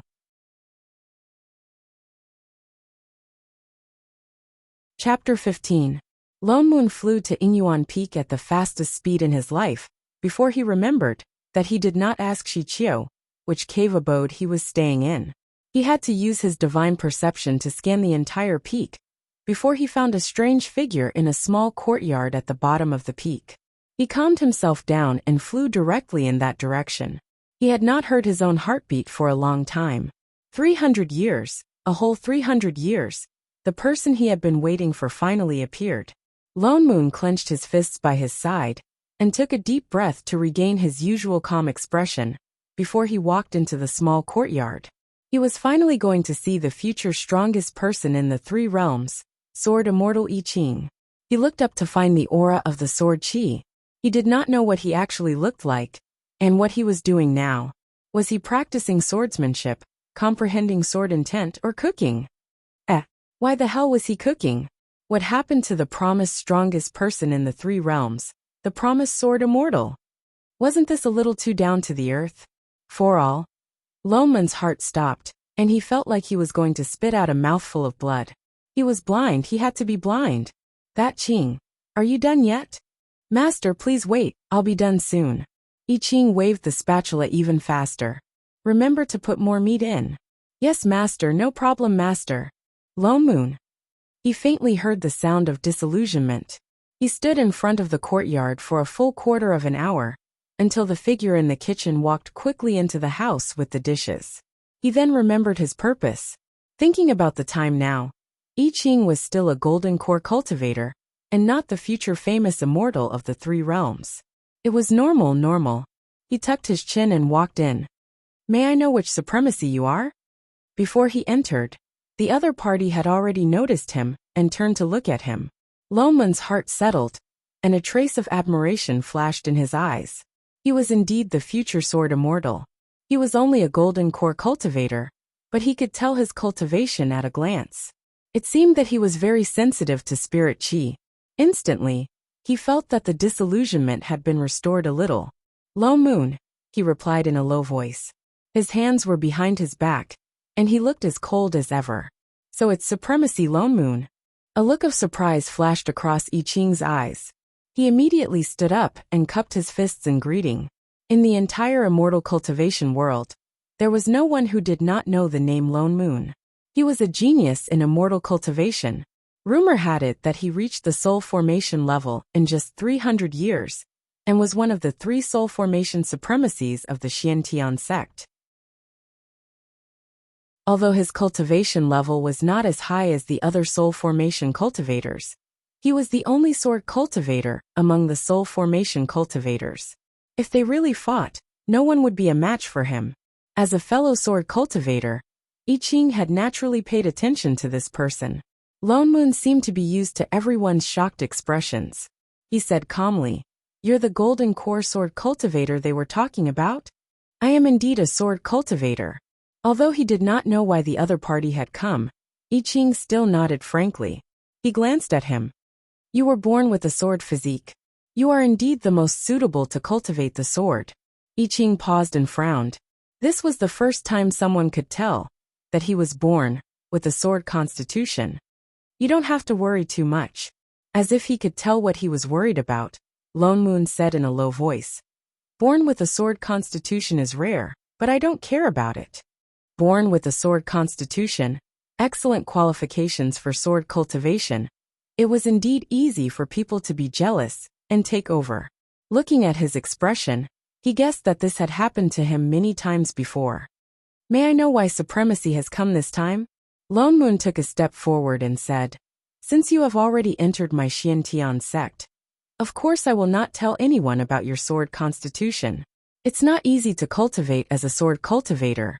From today onwards, you shall become my personal disciple." "There's no need for that. You don't have to thank me. What did you say?" Lone Moon paused and swallowed the words he was about to say. Did he hear wrongly? A soul formation cultivator wanted to take him as a disciple. He actually rejected. His signature cold expression froze for a moment, and he blurted out, "Why?" Because. Before I Ching could answer, the sound of food being swallowed came from the side. A female voice suddenly interrupted, "His master is me." Another person snatching the chef's job. What? Only then did he see a woman sitting at the wooden table in the house. Her clothes were dusty and her hair was disheveled. She was holding a pair of chopsticks, the corners of her mouth moving up and down as she ate. More than half of the various dishes on the table were swept away. Suddenly, he thought of a word that he had not heard for a long time. Foodie. Who was this person? He began to quickly search for names in his memory, but found that none of them matched.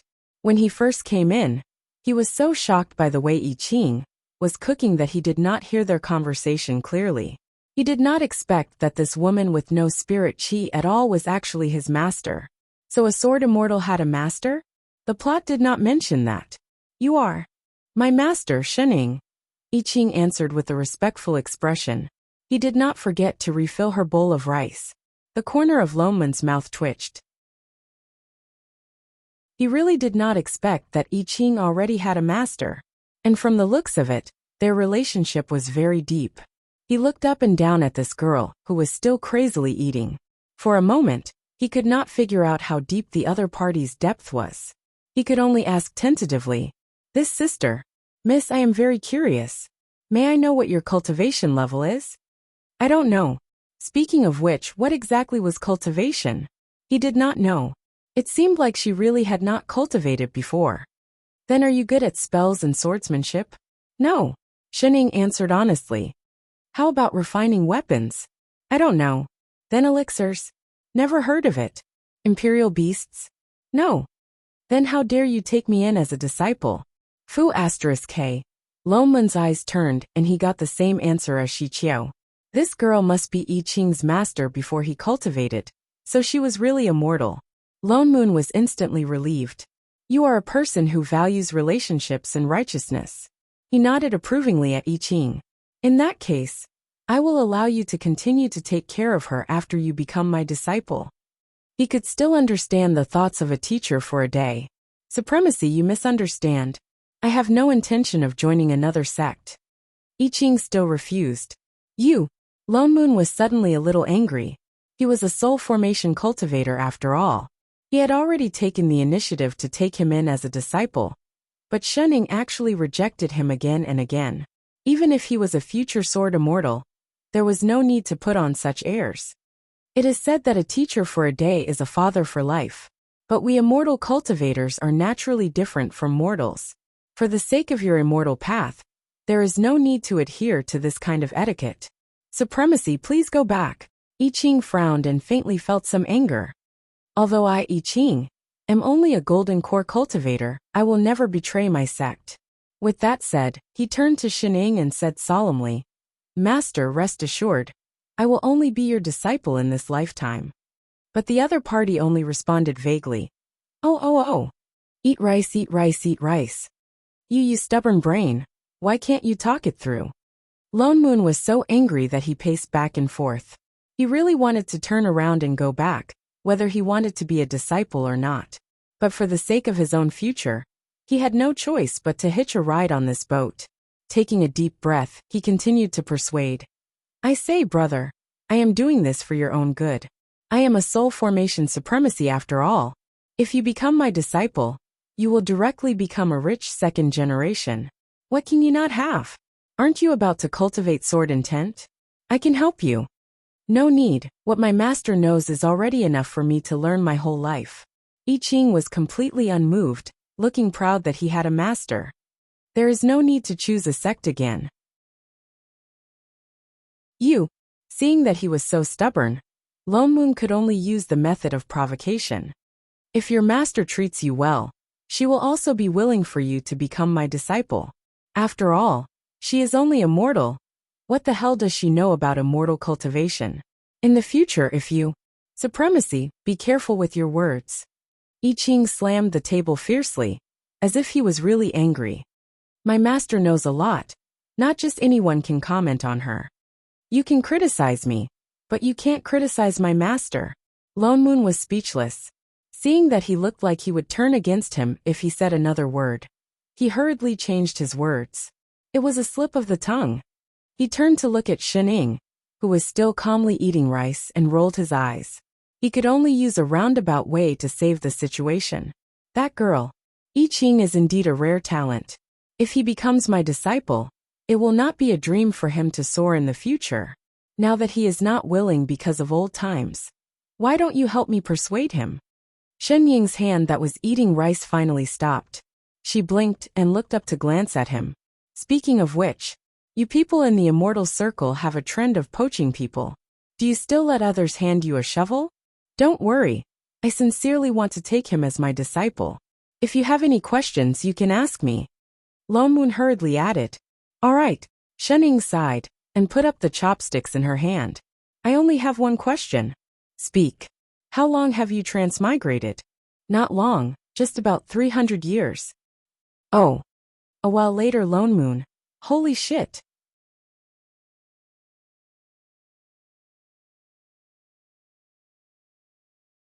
Chapter 16. Master, Supremacy. Lone Moon is here again. I Ching said hesitantly as he cleared the dishes. Oh, the person who was lying on the table and didn't want to move after eating his fill answered lazily. This is already the 5th day. I Ching continued. He stands at the door every day but doesn't come in. I don't know why. Even if he wanted to stand, he still pulled the leaves on the fence. The one at the door was almost stripped bare by him. Maybe it's a little hard to accept being exposed right in front of you. Shen Ying flipped over nonchalantly and continued to lie on her stomach. It'll be fine once you get used to it. Expose? He was stunned for a moment. He suddenly remembered that 5 days ago, his master had indeed asked him a question, and he had run out as if his buttocks were on fire. From that day onwards, he began to put on a constipated face, standing at the door every day and looking around. All right, what does master mean by transmigration? Could it be some kind of profound Taoist technique? It's a little troublesome to explain. Shen Ying frowned. A moment later, she said, You can take it as, he used to be from the same village as me. I Ching was shocked. So master and him have such a deep fate. No wonder Supremacy. Lone Moon came here every day, but did not enter. As it turned out, it was because he was too close to his hometown and wanted to reminisce with his Shifu. Wait a minute. If Lone Moon and master were from the same hometown, Lone Moon would definitely have heard of such a powerful person like master. Previously, When he wanted to take him in as a disciple, he might not have recognized him at first. Now that he had pointed it out, could it be that his current behavior, was he thinking of the past and worshipping him, and wanted to become his master's disciple? Oh! I Ching's heart tightened, and he felt a gust of melancholy stuck in his chest. Suddenly, he felt that the figure at the door was somewhat unpleasant to the eye. He had just become an apprentice, and someone was already jealous. As he thought about it, he swiftly finished washing the dishes, summoned his spirit sword, and knelt down heavily in front of the table. "What are you doing?" Shening was shocked. I Ching looked up expectantly. "Master, please guide me in my cultivation." Shening froze, and a drop of cold sweat trickled down her face. It's coming, chef is going to start learning. Cultivation? What exactly is cultivation? What to do? All those years of acting tough, it was time to pay it back. Sigma, degree winky face. There's no need to rush, right? I'm not in a hurry, he said with a resolute expression. Thank you for your concern in the past few days, master. Now that your disciple's injuries have completely healed, and your spirit chi has recovered, I can start cultivating. You really can? Don't, I can be more considerate. Yes. He nodded heavily. Seeing Shen Ying's troubled expression, he suddenly thought of something. Is master unwell? No. Is being sleepy after eating too much counted as being sick? He heaved a sigh of relief.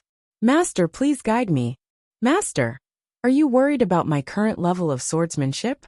Seeing that she did not reply for a long time, I Ching guessed. It was I Ching's negligence. Why don't we change the venue, and I'll demonstrate to master.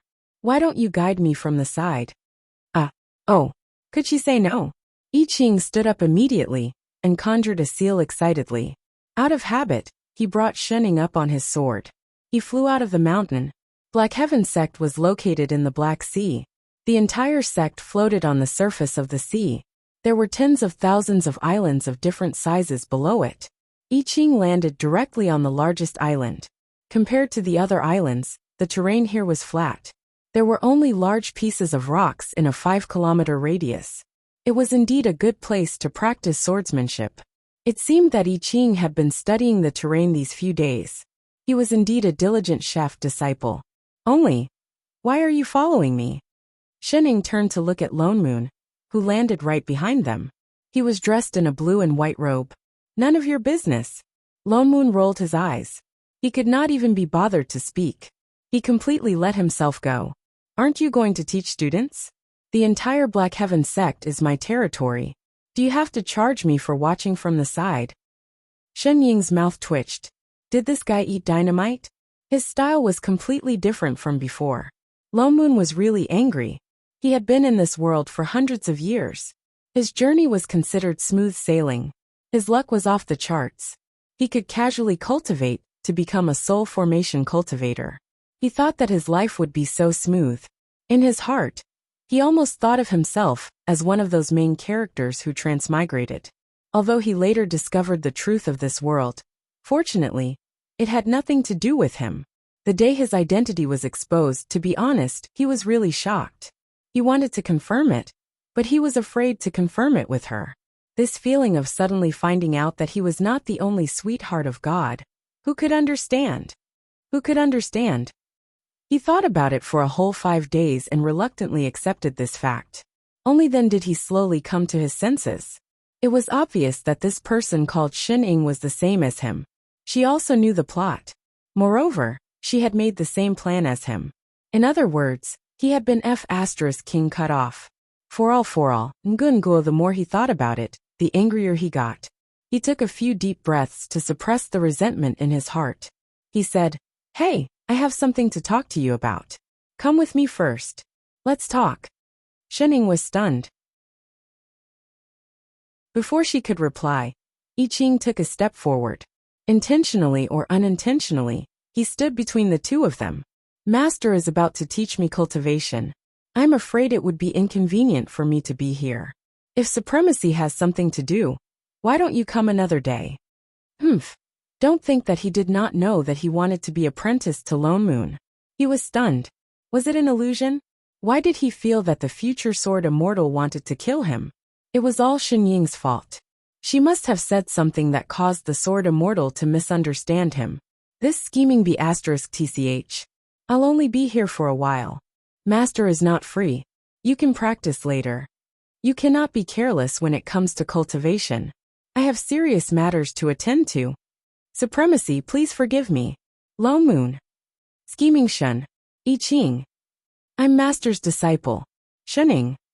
You guys can go back for dinner after a few more sentences. Alright, you guys teach.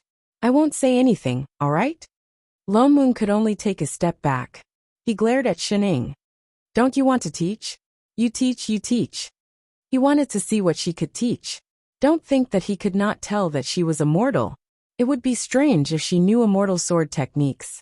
In order to make the sword immortal acknowledge her as his master, she must have said something. Now was the perfect opportunity to expose her. When I Ching saw her true colors, it would not be too late for him to accept her as his disciple. I Ching then turned around and picked up his spirit sword. Master, the sword technique that I'm cultivating now is called the Heaven Shaking Manual. It's a set of sword techniques that I created myself. Please teach me, Master. With that said, he took 2 steps forward and began to demonstrate his sword techniques. Every move was extremely sharp. Large swathes of sword light enveloped the entire island in an instant, causing large amounts of sand and stones to fly in the air. His figure disappeared directly in the sword light, as if he had already melted into the sword technique. The more Lone Moon watched, the more surprised he became. This was the sword technique that made the sword immortal famous. It was just a simple move, and it already had such power. If spirit chi was added, it would probably be more than 10 times more powerful. And there was already a shadow of sword intent in every move. It was no wonder that he could defeat Rui Mi.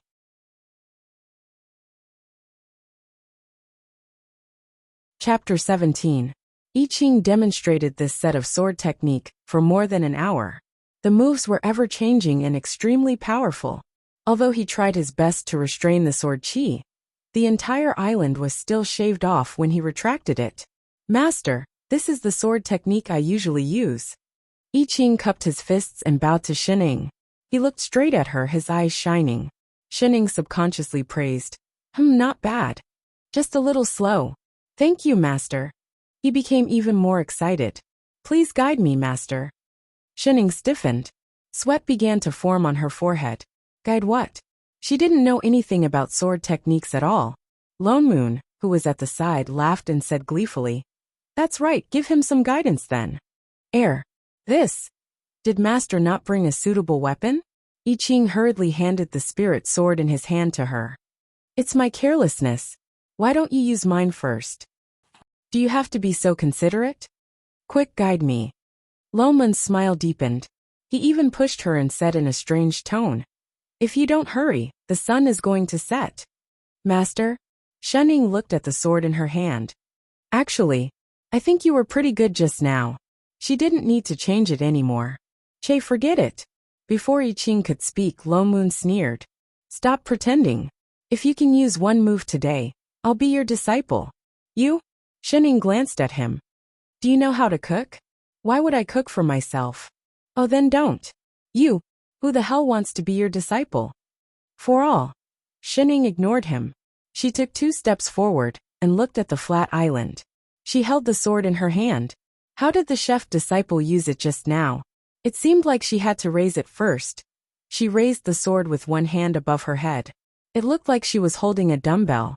There was no order to it, not to mention the moves. Ha! Lone Moon couldn't help but laugh again.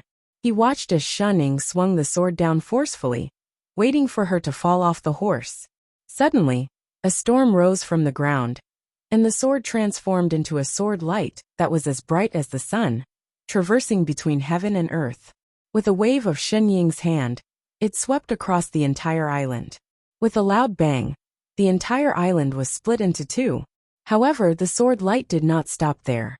It continued to fly into the distance and swept past the Black Heaven sect not far away. It split a floating peak on the upper right and went straight into the sea, eventually disappearing into the sky. The white clouds in the sky were split into two, and the entire surface of the sea suddenly sank, the seawater separating from the middle. A bottomless crack extended into the distance. The entire world seemed to have been cut by a knife. There was only the sound of seawater filling up the crevice. I Ching. Lone Moon. Ugh. I think I used too much strength. Looks like I'm not suited for using swords. Shunning scratched her head and threw the sword back to Chef. Well, what are we eating tonight? The two of them stared blankly for a long while. Finally, the experienced I Ching snapped back to his senses and replied reflexively, Mapo tofu, right? Master was indeed master. Omega, alright, when are we going back? Immediately.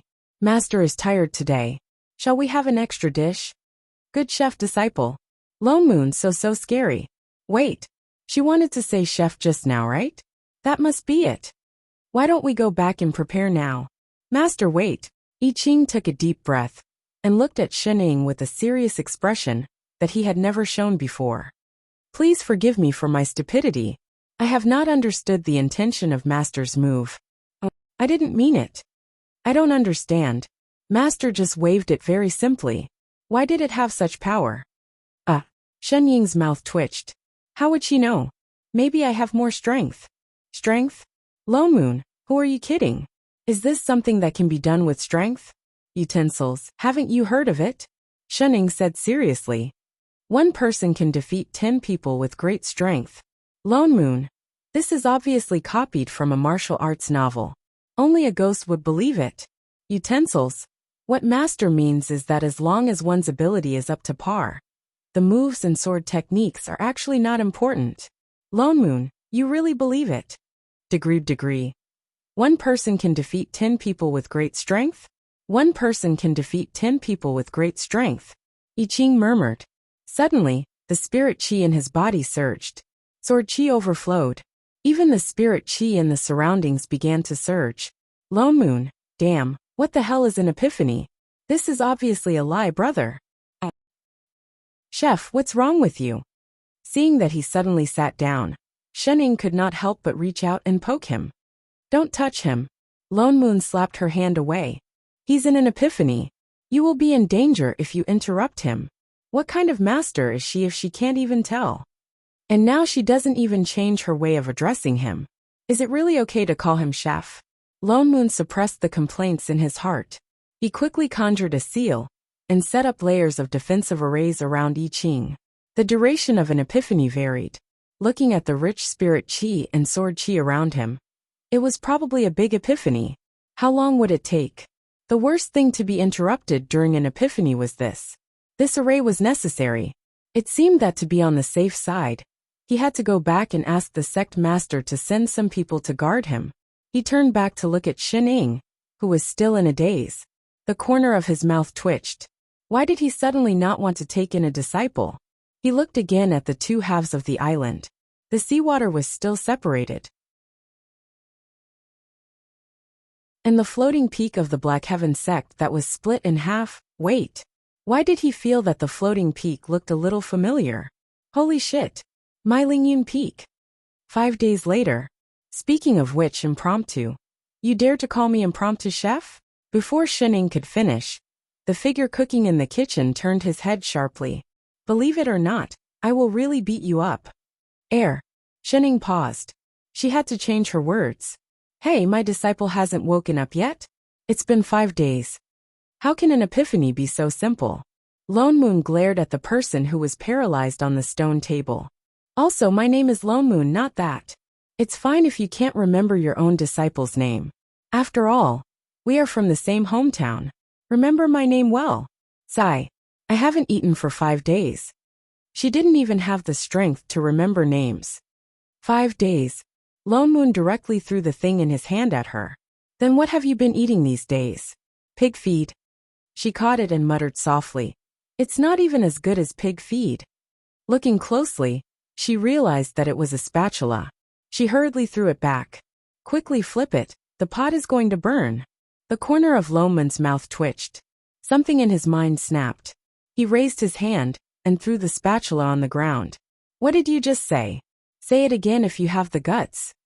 He tore off the apron on his body and angrily walked towards her. I'm a dignified soul formation supremacy, and I've never cooked for anyone in my previous and current lives. Do you think I want to cook for you? Whoever wants to do it can do it, I'm not doing it. I didn't ask you to come. Wasn't he the one who took the initiative to run over and ask her what she needed? What's more, weren't you the one who asked me to swing that sword that day? If she didn't swing that sword, her disciple wouldn't have had an epiphany. If he didn't have an epiphany, someone would have cooked for him. If someone cooked for him, naturally she wouldn't have to eat his pig feed. If not for the fact that his Lingyun peak had been split open by her. Did she think he would have been willing to come here? It was definitely not because he wanted to chat with his only fellow countryman. He took a deep breath.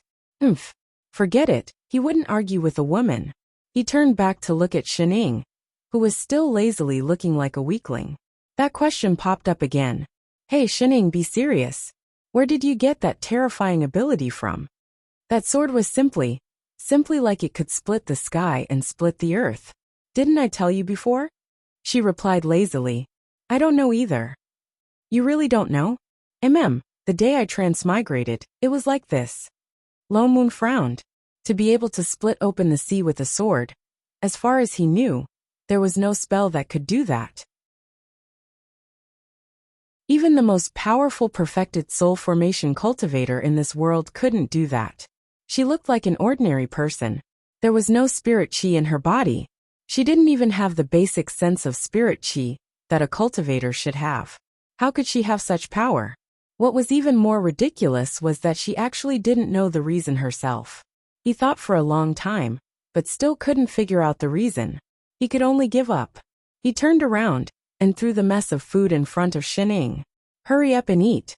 After eating, we still have to go to the island to see how your disciple's epiphany is going. Sigh. Why did he feel that he had found two big problems for himself? Shining poked at the mess and didn't pick it up for a long time. Her expression became even more disgusted. The word pig feed was written all over her face. After poking at it for a long time, until a certain someone was about to go berserk, she finally stuffed it into her mouth. It really tasted terrible, but it was better than making it herself.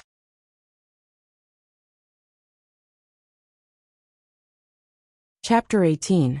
Lone Moon was just about to drag this lazy bum to the island, when a disciple hurried over and hurriedly bowed to him. Greetings, Supremacy. You're a disciple of the Central Peak? Lone Moon frowned. Why is Shichio looking for me? Venerable One. The sect master said that the soul-devouring Gonfalon has changed. Venerable One. Please go and check it out quickly. The soul-devouring Gonfalon has not been purified. Lone Moon was shocked. He had already set up a purification array 3 days ago. By right, no matter how strong the evil spirit inside was, it should have been purified. Could something have happened? Let's go to Pure Clarity Palace. He waved at the disciple, and was about to fly on his sword when he turned around and pulled Shining up with him. You're not allowed to sleep. Didn't you bring that banner? Come with me to take a look. How troublesome. The two of them quickly flew to Jingqing Palace.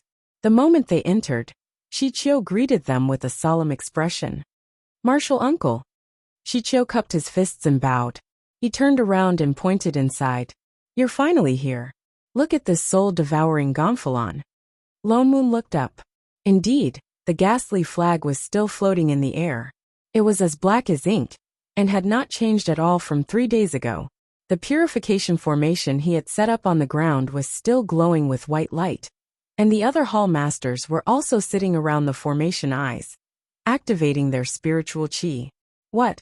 Could it be that the ghost chi in this banner is immune to my formation?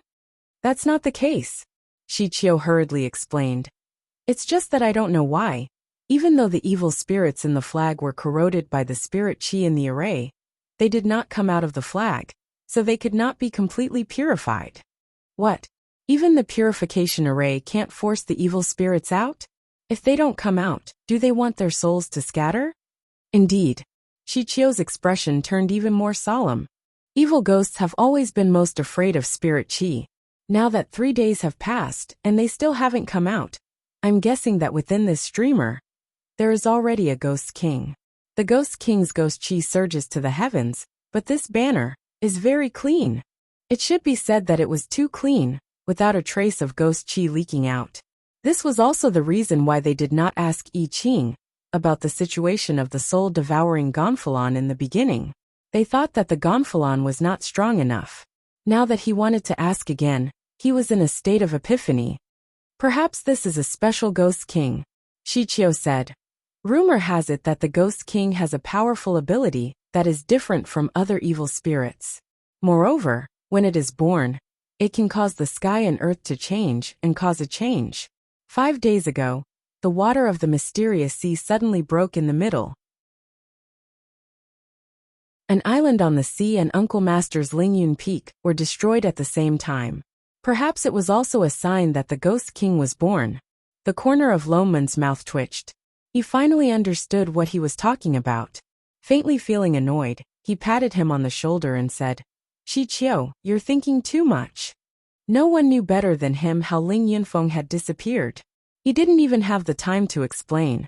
It definitely wasn't because he felt too embarrassed that he didn't say it. But other than the birth of the Ghost King, what else could have caused such a change in heaven and earth? Shichio was at a loss. In any case, it has nothing to do with the Ghost King. Don't worry, I will take care of the soul-devouring Gonfalon. Suddenly, he wasn't worried about the soul-devouring Gonfalon anymore. He raised his head to look at the banner in the sky again. He formed a hand seal and retrieved the banner. On a closer look, apart from the array formation that was so broken that it could not be seen clearly, there was nothing special about it. Hey Shening. He turned his head and nudged the sleepy person beside him. Isn't this banner sent by your chef? Apui, your disciple? Do you know what the array formation on it is? Huh. Shening looked confused. She took the banner and asked, what does array formation mean? Array formation is... Wait. Lone Moon was about to explain when his eyes suddenly widened as he looked at her hand. This banner is moving. He saw that the banner, which had not moved for a few days, suddenly shook and swayed in Shenying's hand, as if it was suddenly blown about by a strong wind. Shening, what did you do? I didn't do anything. Shening raised the banner curiously. And why is it dripping water? Has it been soaked in water? She saw that the banner was suddenly soaked and water was dripping out. Don't move. Lone Moon hurriedly held her hand. Listen, there seems to be a sound. There was a sudden silence. Sure enough, a small sound rang out in the room. It was extremely soft, as if it was deliberately suppressed. Intermittent sounds slid across the room. Ing-ing, ing-ing, ing-ing-eh. Why did he feel that this sound was so much like crying? _. Not good, it's the Ghost King's sound attack. Shichio immediately jumped back and shouted to the people in the room as if facing a formidable enemy. Quick, set up the barrier. The other 4 hall masters tensed up and also took a step back. One by one, they lit up a circle of golden defensive barriers around them. Shichio explained as he formed a seal. The Ghost King's sound attacked the primordial spirit directly. This sound is no small matter. The other hall masters also voiced their support. I didn't expect this banner to really have a Ghost King. Uncle Master, be careful. Uncle Master, quickly put the banner back into the array. We cannot let the Ghost King's sound spread out. Yes, Uncle Master. Although you are a soul formation cultivator, you cannot be careless. Let's use the barrier. The sound attack will only get stronger. It's fine now, but it will be too late in a while. Uncle Master. Uncle Master. And, sure enough, the sound inside was getting louder and louder. Compared to before, it was almost inaudible, but now it was a little ear-piercing. The entire hall was filled with the Ghost King inside the banner. Its voice was full of emotion, full of joy, and it was letting itself go. Ing-ing-ing-ing-ing-ing shinning. Lone Moon. This was the sound of crying, right? This was definitely the sound of crying. Wait a minute. The water on the banner just now, could it be tears? The tears of the Ghost King. Suddenly he heard a ding sound. It was the sound of something being connected. An absurd idea suddenly appeared in his mind. He turned his head stiffly to look at the person beside him. What did you do to the Ghost King? The other person tilted her head blankly. What's a Ghost King? Had she seen one before? As soon as he finished speaking, the sound of crying inside the banner became even more heart-wrenching. Droplets of water flowed out of the banner. Shenning looked at the black banner in disdain. She could not just throw away something that was given to her. She narrowed her eyes and said, "So noisy. If you want to howl, come out and howl." Suddenly, a huge black gas bounced out of the banner. It's coming out. And it was the kind that rolled out in a ball. The black gas landed on the ground and took shape. It was more than 100 feet tall. It had a green face and sharp fangs. It had a bloody mouth and huge blood-red eyes that looked like they could suck people's souls. It looked terrifying. If only it wasn't kneeling on the ground. The Ghost King knelt on both knees. Its sharp claws were pressed against its legs, and it knelt properly. Its huge head was buckled, and in its blood-red eyes, 2 streams of unknown liquid flowed out. The sound was gone. Those huge fangs that could crush souls were biting its lower lip. It looked like it wanted to cry but did not dare to. Lone Moon, Shichio, all the hall masters. What the hell was this ghost? The hall was silent for a whole 5 minutes. Only the sound of a certain ghost's tears falling to the ground could be heard. Uncle Master. Indeed. Shichio was the first to regain his senses. He seemed to have thought of something as he looked at Lone Moon in surprise. This Ghost King was indeed chased out by you. The corner of Lone Moon's mouth twitched.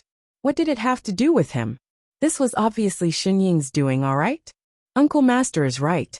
I overestimated this Ghost King before. I didn't expect that under Uncle Master's suppression, it could not even stand up. No, I couldn't suppress it. It was not afraid of him at all, was it? Uncle Master, you don't have to be so humble. I am indebted to you for your help this time. It turns out that this Ghost King did not come out, because it was too afraid of you. Are you all blind? Just as he was about to explain, before he could finish, the ground suddenly shook. There was a faint surge of sword chi from all directions. The surrounding spirit chi began to surge wildly towards a certain direction outside the door. This spirit chi, Lone Moon turned to look at the person beside him. Shenning, your chef. Apui, I Ching has succeeded in his epiphany. With that said, he pulled her out of the door. Quick, let's go take a look.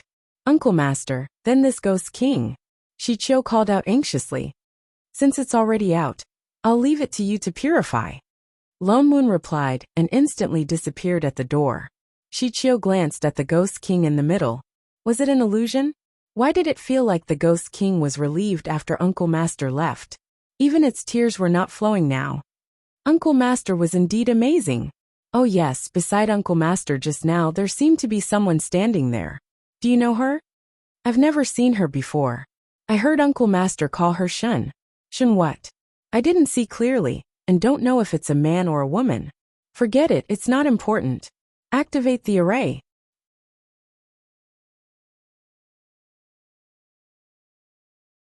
Chapter 19.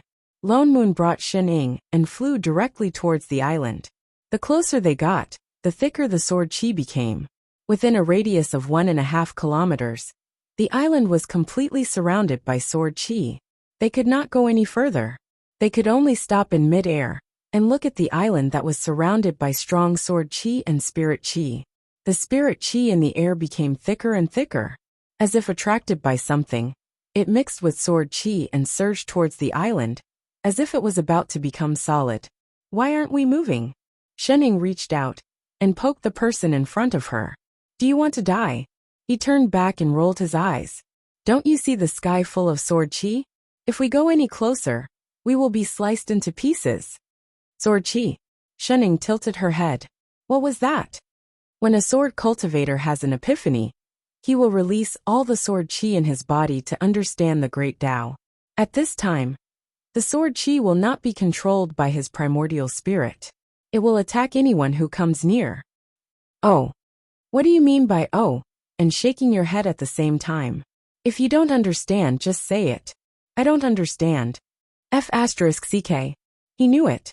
Lone Moon's mouth twitched. He looked her up and down. Didn't you say that you've been in this world for almost 4 months? Why don't you know anything? What have you been doing these few months? Xinying thought for a moment and then said in detail. Eating sweet potatoes, eating rabbit meat, eating carrots, and your pig feed. I asked you, what do you know? I didn't ask you for a recipe. So you've been eating, and what the hell is pig feed? Believe it or not, I'm going to fall out with you. Forget it. You just need to know that in his current situation, unless he retracts the sword chi, we can only stop here. Oh, you should have said so earlier. This situation can't last long, at most 15 minutes or so. As soon as he finished speaking, the dense sword chi and spirit chi in the surroundings suddenly retracted. In less than a moment, they completely returned to I Ching's body. A golden mark of a sword mark slowly appeared on his forehead. All right, his sword intent has been formed. Lone Moon heaved a sigh of relief. Just as he was about to fly over, there was a loud boom. A white bolt of lightning fell from the sky and struck the person below. The originally clear sky suddenly darkened. Clouds surged in the sky, and lightning flashed in the clouds, as if something was brewing. Behind him, the peaks of the Black Heaven sect suddenly lit up with spots of light that condensed into a formation, forming a gigantic transparent barrier that enveloped the entire sect. Protective mountain formation. He looked up at the darkened sky. This is the nascent soul lightning tribulation. He actually formed his nascent soul directly. Holy shit, if it wasn't so fast. An epiphany had allowed him to jump from the golden core realm to the nascent soul realm. It was practically pole vaulting, as expected of the strongest sword immortal in the future. Sword immortal? Shunning paused. Sword chi and sword immortal? What exactly was that? Stop pretending. Lone Moon rolled his eyes at her. Isn't that why you took him in as a disciple? Nope. TSK, you dare to say that you haven't read the book Immortal Fate? He had a stop pretending expression on his face. Never seen it. How is that possible? If you didn't read the same book as me, how did you transmigrate? I slept through the night playing online games. When I woke up, I was already here. A minute later. Holy shit. He took a step back, almost falling off his sword. He steadied himself, pointed at her and said, You really didn't transmigrate? Then why did you take I Ching in as a disciple? Because I was too lazy to dig a hole. What the hell? Shening tilted her head and thought for a moment. Then she added, he can cook. Why did he feel that this reason was not surprising at all? You really don't understand anything about this world. What should I understand? How did this fellow survive until now with a blank face? The corner of Loman's mouth twitched. His expression changed a few times like a palette. After a while, he took a deep breath and took out a fan Dharma artifact. He threw it out, and it turned into a huge fan. Then he pulled her up and sat her down. Now that we can't return to Black Heaven sect, let me give you some general knowledge. Otherwise, you won't even know how you died. He cleared his throat and said, to put it simply, the world we are in is called the Azure World. The Azure World is divided into 3 big and small worlds. The Upper Azure World, the Middle Azure World, and the Lower Azure World. The Upper Azure World has the densest spirit chi, followed by the Middle Azure World and the Lower Azure World. That's why most people in the Lower Azure World are mortals. There are very few immortal cultivators. Their cultivation is at most nascent soul. I heard that there are less than 10 nascent soul cultivators in the entire Lower Azure World. Gu Qing gestured the number 10 and continued. We are now in the Middle Azure World. There are less than 20 soul formation cultivators in the entire Middle Azure World. There are 3 sects and 6 schools in the Middle Azure World. Black Heaven sect is the leader of the 3 sects and 6 schools. We have 3 soul formation cultivators. Of course, I am one of them. There are 8 other soul formation cultivators in the other 2 sects and 6 schools. Oh, what about the last one? The last one is the Upper Azure World. I have never been there before. I heard that the people there are not very friendly. Lone Moon frowned. It's different from our Middle Azure World. The top cultivators in that world are all from aristocratic families, not sections. The spirit chi there is the densest. I heard that nascent soul cultivators are everywhere and golden core cultivators are like dogs.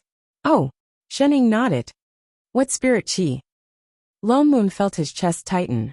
A mouthful of blood welled up in his throat. He took a deep breath to calm himself down. Calm down, calm down.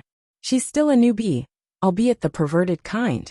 Spirit chi is something that cultivators cannot lack in their cultivation. It's just like how humans need to eat. Cultivators can only increase their cultivation by breathing in the spirit chi of heaven and earth.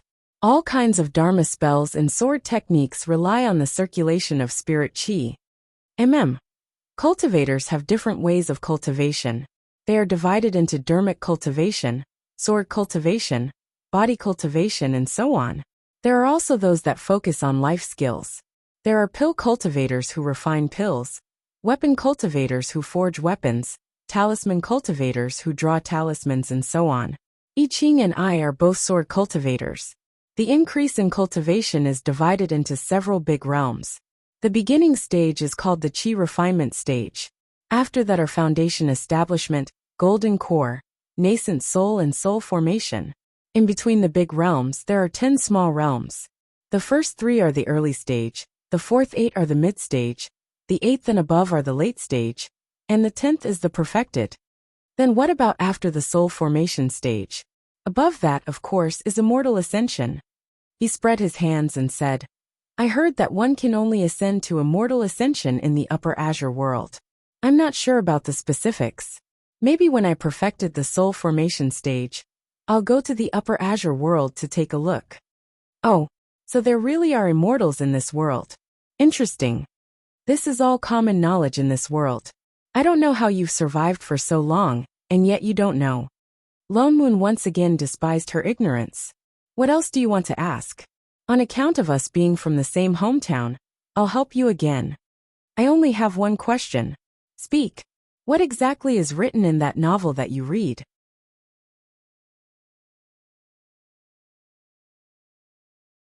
Chapter 20. It had been more than 300 years since Lone Moon transmigrated to this immortal cultivation world. It had been such a long time that he had almost forgotten the world he used to live in. It was only when he realized that he had transmigrated into a book that those distant memories slowly surfaced. He remembered that the book belonged to his 16-year-old niece. The little girl had been quiet and did not speak much since she was young. She was like a little princess. There was a period of time when she was hugging that book and reading it more than once. Out of curiosity, he glanced at it. It was a novel read by a little girl. Naturally, it was not very profound. It was nothing more than you love me, I love you, love each other, life and death type. He had always scoffed at such brainless novels. However, some of the descriptions in this book were really unique. Unknowingly, he finished reading it. After so many years, although the details were not very clear, he still had a general impression of the plot. And I Ching was a character in this book. He was the kind of person who was crazy, cool, and awesome. When he first appeared, he was already the #1 sword immortal of the 3 realms. He was a person who could really sweep the 3 realms. Although he knew the plot, he realized that he was still very far away from the development of the plot in the book. As a fellow sword cultivator, he could not help but be curious about sword immortals. He originally thought that if he really met one, it would probably be after he ascended to become an immortal. He did not expect that he would meet one so soon. Moreover, it was before he became a sword immortal. At that moment he was very excited. He almost did not hesitate to make the decision to suck up to someone powerful in advance. He even thought of the best plan. He invested in the most stable relationship in the immortal cultivation world. Master and disciple to get closer. The master of a sword immortal. What an awesome and safe identity. It could not be more wonderful. However, he did not expect that this perfect plan would be intercepted by someone else. And the other party was the same kind of person who transmigrated like him. To be honest, at the beginning, he really hated this girl with the surname Shun. He did not even care about his usual gentlemanly demeanor and wanted to snatch her away from her. In terms of strength, cultivation, and opportunities, he did not lose to her at all. Since the beginning of immortal cultivation, everything had been smooth sailing. He could practically be called a R&B player who transmigrated. However, he did not expect that although he had reloaded his R&B account, the other party would use a cheat.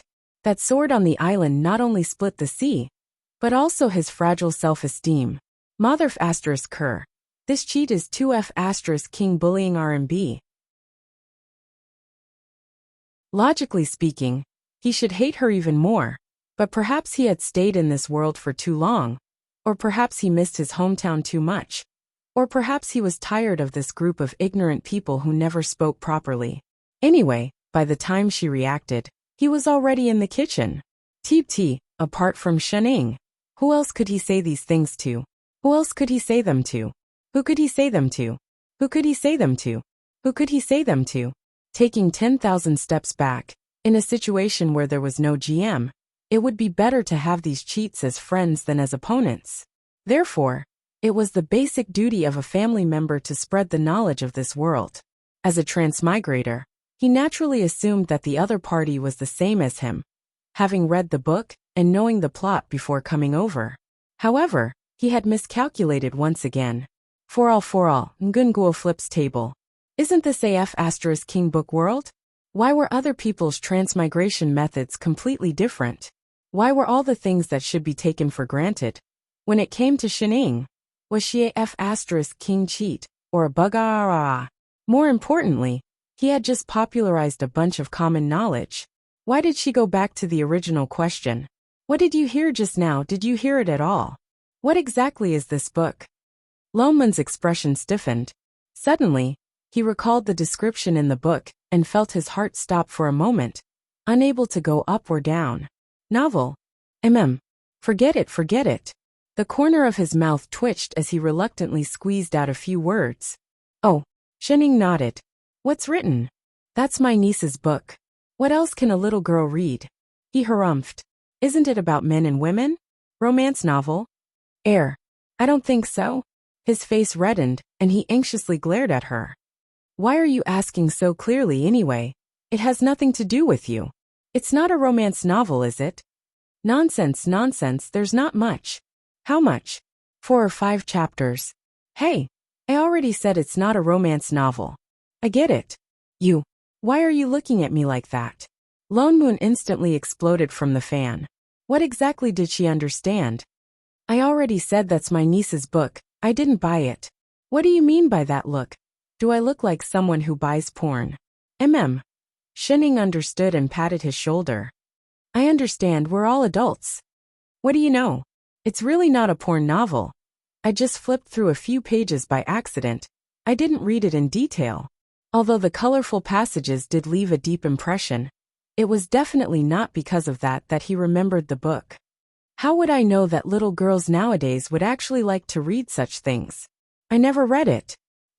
One book is equivalent to 300 years. Luckily your niece didn't read a romance novel. Otherwise, who knows what would have happened? Shening. Can I still play? Master. Lone Moon was about to flip out when a familiar voice sounded. He did not know when I Ching had already finished dealing with the lightning tribulation and flew up. Lone Moon then realized that the tribulation clouds in the sky had already dissipated, and the surroundings were bright again. Even the Black Heaven Sect's protective mountain array had disappeared, and I Ching's body was emitting the suppressive force of a nascent soul, especially the mark of sword intent between his brows. One could feel sword chi seeping out just by looking at it. He had indeed succeeded in forming his nascent soul, and now he was a nascent soul sword cultivator. You're done. Shening glanced at him. Yes, your disciple has successfully formed his nascent soul. I Ching bowed, his tone filled with unconcealable excitement. He did not expect that an epiphany would allow him to directly ascend to the nascent soul realm, and that it would go so smoothly. All this was thanks to Master's guidance. He really had a good master. Thank you, Master, for protecting me here. Protecting? Did he? The corner of Loman's mouth twitched. Please, those array formations were set up by him, all right? What happened to his strong sense of spirit chi? Are you blind, sword immortal? Congratulations, perfected I Ching, for successfully forming your nascent soul. All right, you're my backer, I'll bear with it. Supremacy. I Ching turned back and nodded at him with cupped fists. Compared to the former, he was more polite and not close enough. As expected, it was still not balanced. Shening, is there anything to eat? Shening suddenly asked. The corner of Loneman's mouth twitched. Are you a freaking rice bucket? You only remember to eat. For all. Wait a moment, master. Holy shit, you really do have it. Zero Qi Qing walked up to the fan and habitually opened the storage bag beside him. As if by magic, he took out osmanthus cakes, lotus cakes, fish slices, golden milk cakes, small heavenly cakes. What happened to being a sword immortal? Why did you carry so many cakes with you? You're a damn chef. Eat, don't stand on ceremony. Shenning pushed his hand and pointed to the cakes all over the fan. Lone Moon. For all. Flip's table. Who the hell wants to eat with you? Give me back my sword immortal.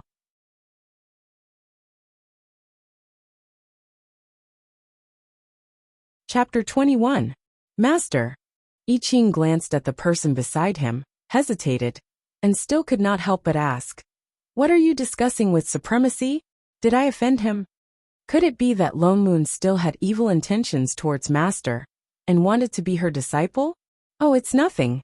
The person who was desperately stuffing pastries into her mouth replied, swallowed the cake in her mouth, and replied casually. Something about the past in the village. I see. I Ching glanced at Lone Moon. Although Master and Supremacy came from the same place. Did you know each other before? No. Shenning shook her head, looked at Lone Moon, and asked casually.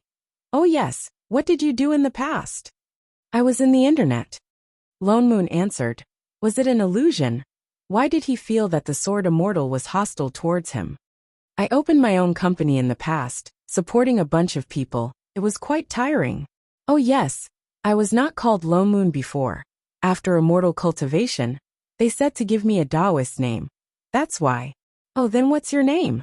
My surname was Niu Huayan. Uffed. Just as he finished speaking, half a piece of osmanthus cake was sprayed towards him. He was not paying attention, and was hit in the face. Aren't you disgusting? Lone Moon glared at him, and immediately cast a dirt removal spell on himself. You're the CEO of YY Group. Shen Ying's eyes widened, a big shot. The richest man in Country Z. Father Niu? Get lost. I don't have a daughter like you. Lone Moon's mouth twitched. He could not help but roll his eyes. Now only she would be surprised by the name Niu Huayan. Shen Ying was really shocked. She sized him up from head to toe. A real CEO. The kind that could talk. She suddenly wanted to borrow money from him. What are you doing? Lone Moon took a step back with lingering fear. Why did he feel like he was about to be robbed? What is Qiaowei? Laundry Gull? I Ching was confused. Master has heard of him before? Sort of. Shenning picked up another piece of cake and sat back down. He is the richest man in the village, the kind that oozes oil. Everyone wanted to call him Daddy. I see. I Ching nodded. So supremacies had such experiences before they became immortal cultivators. What about Master? Shen Ying's hand froze, and her face twitched imperceptibly. She paused for a moment before saying, well, I'm a family person. I feel that money is just a worldly possession. The most important thing at home is to be filial to my parents. As the saying goes, when one's parents are around, one should not travel far. Therefore, I wholeheartedly served the two elders at home. Hey. The corner of Lone Moon's mouth twitched. So be it. Can you not say it so openly? Have some shame.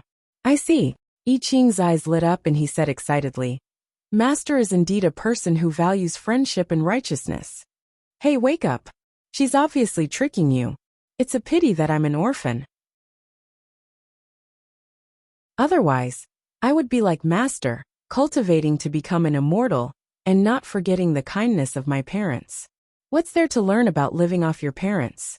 Is there a hole in your brain? Good student. Thank you for your teachings, Master. Lone Moon. It's over. This fellow is already a brainless fan. I'm almost done. Shenning touched her belly and said seriously, why don't we go back and cook? Lone Moon, still eating?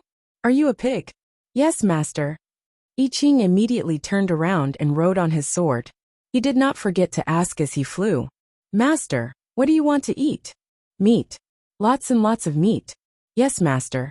No problem, Master. Lone Moon. Damn it. I don't want to play with this pair of retards anymore. I Ching was indeed a professional. In less than 20 minutes, A table of rich and varied dishes filled the whole table, including the time to go to the outer sect to collect the ingredients. All the dishes looked and smelled good. Lone Moon suddenly understood why Shining said that he made pig swill. As a sword cultivator, where did he learn this skill from? Lone Moon originally wanted to be thick-skinned and try out the taste. Unfortunately, he did not succeed in the end. Shichio suddenly rushed over. He thought that he was representing the sect to congratulate I Ching on his successful nascent soul formation. Instead, he bowed to him and said with a serious face, "Uncle Master, something big has happened." "What's the matter? Why are you in such a hurry?" Shichio had been the sect master for 200 years. This was the first time he saw him so serious that he even specially came to invite him. "I can't explain it clearly, Uncle Master. You will understand when you follow me to Elixir Peak." His face became even more serious. He turned to look at I Ching and continued to say with cupped fists, "Congratulations to fellow Taoist I for successfully forming your nascent soul. This matter is of great importance. Perfected I, come along too." Perfected Yi's nascent soul formation ceremony will probably be delayed for some time. I Ching nodded. He was now considered a member of the Black Heaven sect. Naturally, he had to go and take a look when the sect was in trouble. So he said goodbye to Shining and followed Shichio to a floating peak on the right that was filled with the fragrance of elixirs. The three of them flew straight to the back of the palace on the peak. Before they landed, I Ching faintly sensed a strange aura in the air. He paused and frowned. "There's Yin Chi of a fiendish cultivator here. Perfected I is really sharp." Shichio pushed open the door in front of him. "A fiendish cultivator has indeed been here." The two of them looked inside and their eyes widened. There was an isolation array in the room, but inside the array, there was a blood-red light. Glaring red liquid was smeared all over the room. The table, the floor and the walls were all stained red. There was also some unknown blood paste on them. A naked man was lying in the middle of the room. He was no longer breathing. His face was particularly hideous, and his eyes were wide open, as if he had experienced something extremely terrifying before his death. His mouth was already a bloody paste and his tongue was missing. One of his upper body's hands was still stuck in the floor tiles, and the other hand was stiff, probably because he struggled desperately before he died. The lower half of his body had completely disappeared, leaving only half of his corpse. "This is..." I Ching's frown deepened. Indeed, only a fiendish cultivator could do such a cruel thing. Moreover, there was no aura of a soul in this corpse. Either his primordial spirit had escaped, or his soul had dispersed. "It's the Hall Master of Elixir Peak, Perfected Yu Ding." An echo came from inside the room. It was one of the other Hall Masters who had arrived earlier. The 10 Hall Masters of Xiantian Heaven were all present, and were checking the situation inside the room. I wonder which fiendish cultivator dared to be so ruthless. He dared to break into Xiantian sect and killed a perfected nascent soul without anyone knowing. He must be someone with at least a nascent soul cultivation, Shichio added. Not only that, this person is probably very familiar with the matters of our sect, Shichen said fiercely. The life tokens of our Xiantian sect's hall masters are connected to the sect. If they are hurt in the sect, it will directly trigger the protective mountain array and trap the murderer inside. This person deliberately chose to kill Perfected Yu Ding when Perfected I was undergoing tribulation to form his nascent soul. The protective mountain array withstood the aftermath of the tribulation lightning and automatically activated. No one noticed it, so that he could kill Perfected Yu Ding. Indeed, the weapon forging Peak Hall Master also nodded. It takes half a month for the protective mountain array to be activated a second time. She did it on purpose. Sect Master, other than the protective mountain array, is there any way to seal off the entire Xiantian sect? I Ching suddenly asked. There is, Shichio answered. He suddenly understood what he meant, and looked back at him in shock. Perfected I, you mean could it be? I Ching nodded. The Yin Chi here has not completely dissipated.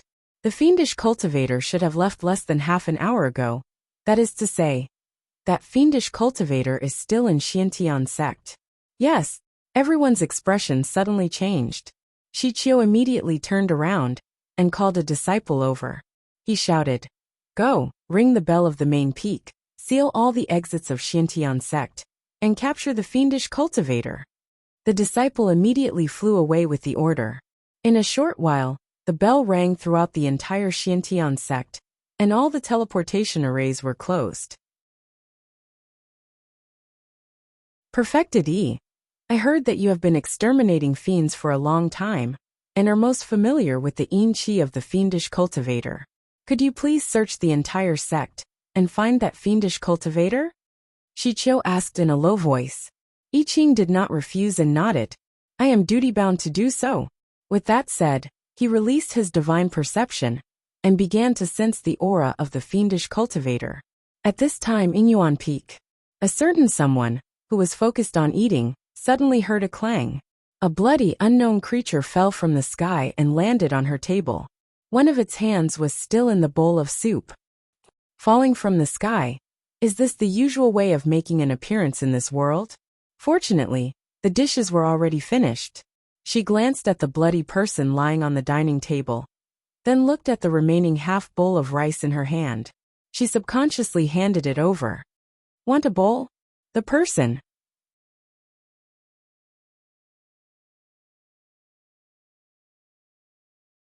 Chapter 22. As a former itinerant cultivator, I Ching had dealt with many fiendish cultivators, and was very familiar with their aura. However, the other party was able to sneak into Black Heaven's sect, and kill a perfected nascent soul. Even though he was very sensitive to spirit qi, it took him a whole hour to find traces of yin qi. The strange thing was that this aura did not appear at any of the exits, but at the bottom of Inyuan Peak not far away. He led the hall masters all the way back to the hut where he lived. Before he got close, he could faintly smell the strong smell of blood. His heart tightened, and he quickly walked in. He saw that the stone table in the courtyard was in a mess. The dishes on the table were broken, and the vegetable juice mixed with blood flowed all over the table. This is... Shichio was also shocked. What happened? Where is Shening? Lone Moon looked around but did not see her. I Ching quickly walked into the house and looked around, but did not find her. He turned to the stone table covered with blood and pinched a hand seal. Suddenly, the whole stone table lit up, and an image slowly appeared in the air. It was the scene from an hour ago. A familiar figure was focused on eating. If not for the fact that the food on the table was visibly decreasing, the whole image seemed to be playing on loop. Only when the dishes on the table were all empty did the image change. A person covered in blood suddenly fell down, dressed in red.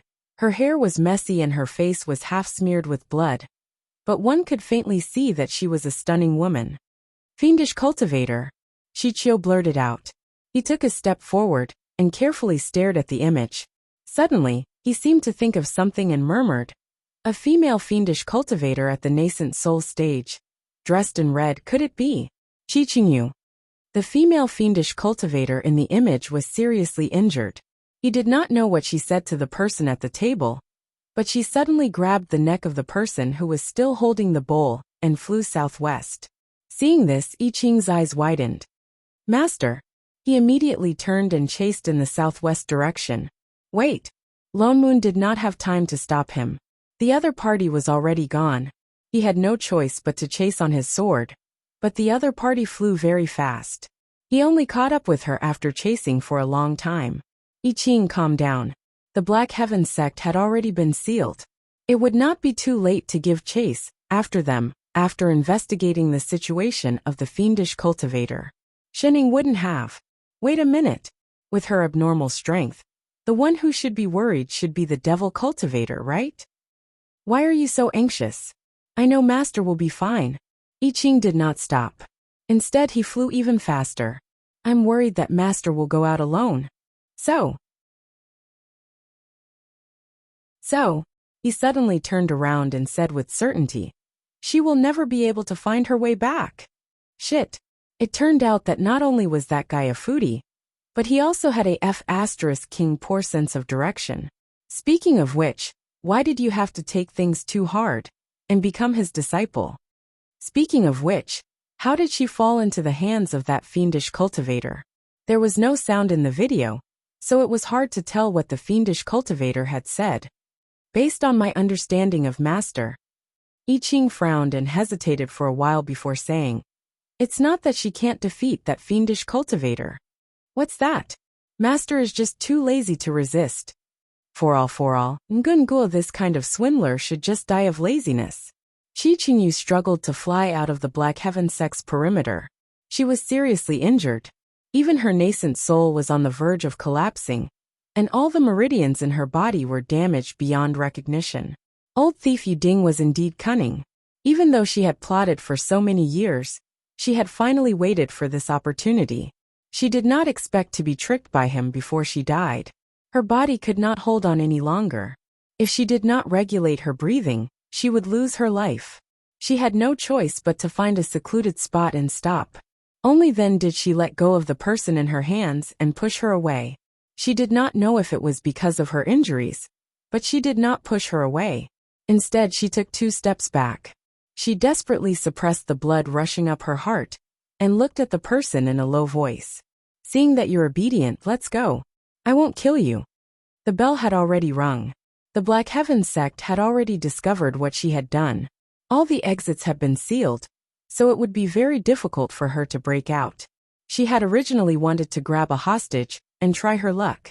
She did not expect her luck to be so good. She grabbed the person and walked out of the mountain gate.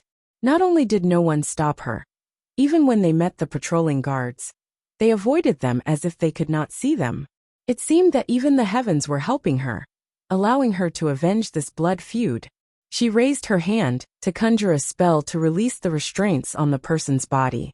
The moment she activated her spirit chi, she felt a sharp pain in her meridians again. Blood chi surged out, but she suppressed it and shouted angrily, "Hurry up and leave before I change my mind." The person on the other side was stunned for a moment, then nodded and replied, "Oh." With that, he turned and left. Seeing that the person was far away, Chi Qingyu sat down cross-legged and began to regulate her meridians. She had just circulated her spirit chi for a full cycle. A familiar female voice suddenly rang in her ears. "Sister, do you still remember which direction we came from?" Chi Qingyu jumped in fright. The spirit chi in her body almost went astray. She suppressed the blood in her mouth and looked up to glare at the woman. Was this person courting death? Did she really think that she would not kill her? She took a deep breath and suppressed the anger in her heart. Pointing to the right, she said, "That way." "Oh, thank you." The other party nodded and smiled back, then walked away in the direction she was pointing. Chi Qingyu closed her eyes again and continued to regulate her breathing. She had just completed half a cycle. "Sister, are you sure it's this way?" The familiar voice sounded again. "There is only a river there, there is no sea. After that river, and through the forest is the sea." "Oh, thank you. If you come back one more time, I will really kill you." Seeing that the other party had left, she simply changed to another spot to regulate her breathing. However, 10 minutes later, "Sister, I can't find that river." Chi Qingyu clenched her fists and almost threw a heart-devouring art at the woman. "Are you courting death? I told you to go right. Go right. Do you know the way or not?" "I don't want to," she replied calmly. Wasn't she lost? "You." She took a few deep breaths to suppress the urge to kill. Pointing forcefully in a direction, she said, "If you dare come back one more time, I will pull out your bones to refine your soul. Over there." "Oh, I'll remember." With that, she turned and walked away again. Another 10 minutes later, "Sister, if you dare to ask for directions again, I will kill you right now." Chi Qingyu threw a fireball at the woman, burning a pit half a meter wide. "That's not it." The other party blinked innocently and shook her head. "I just saw that it was getting late, so I decided not to go." With that said, she pulled out 2 colorful wild chickens from behind her. "Sister, do you know how to roast chickens?" Chi Qingyu.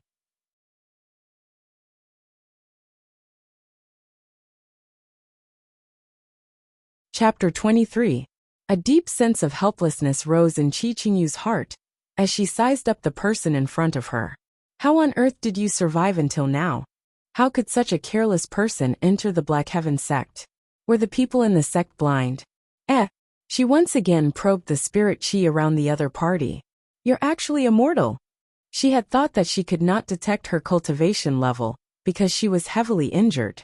She did not expect that she really was immortal without any spirit chi. Even the maidservants of the Black Heaven sect had cultivation levels. Yet she did not have any spirit chi. It seemed that she was born without a spirit root. Being in a top-notch sect full of proud sons and daughters, yet unable to cultivate, she was a pitiful person. Chichinyu's anger dissipated significantly, but the other party did not seem to care much about it. Instead, she began to pluck the feathers out of the chicken. For a moment, the ground was covered in colorful feathers, reflecting the rising moonlight, as if a layer of colorful light had been sprinkled on the ground. No, the feathers were really glowing. Sigma, degree winky face. Wait! She quickly grabbed the other party's feather-plucking hand and took a closer look at the two chickens. Her eyes widened. This is a 5th-level spirit beast, Jin Wan. Where did you find it? By the river. Shening raised her hand and pointed to the left, then thought for a moment and changed to the right. Chichinyu's expression became even more strange.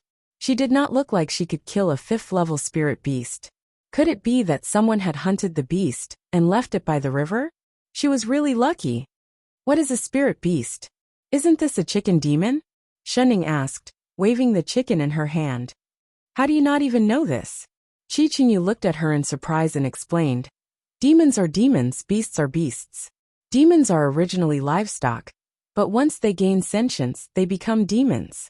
They can cultivate divine powers and transform into human forms. Beasts are born extraordinary, but they do not have sentience. Only by cultivating to a high level can they transform into human forms. Oh, she nodded. No wonder this little animal did not speak the human language. Then can it be eaten? The corner of Chichinyu's mouth twitched. Was this the point? Thinking about it, she was just a mortal and needed to eat. Thus, he made a hand seal and ignited a ball of fire on the ground. The meat of a spiritual beast contains foul air. You can only eat it after refining it with spiritual fire.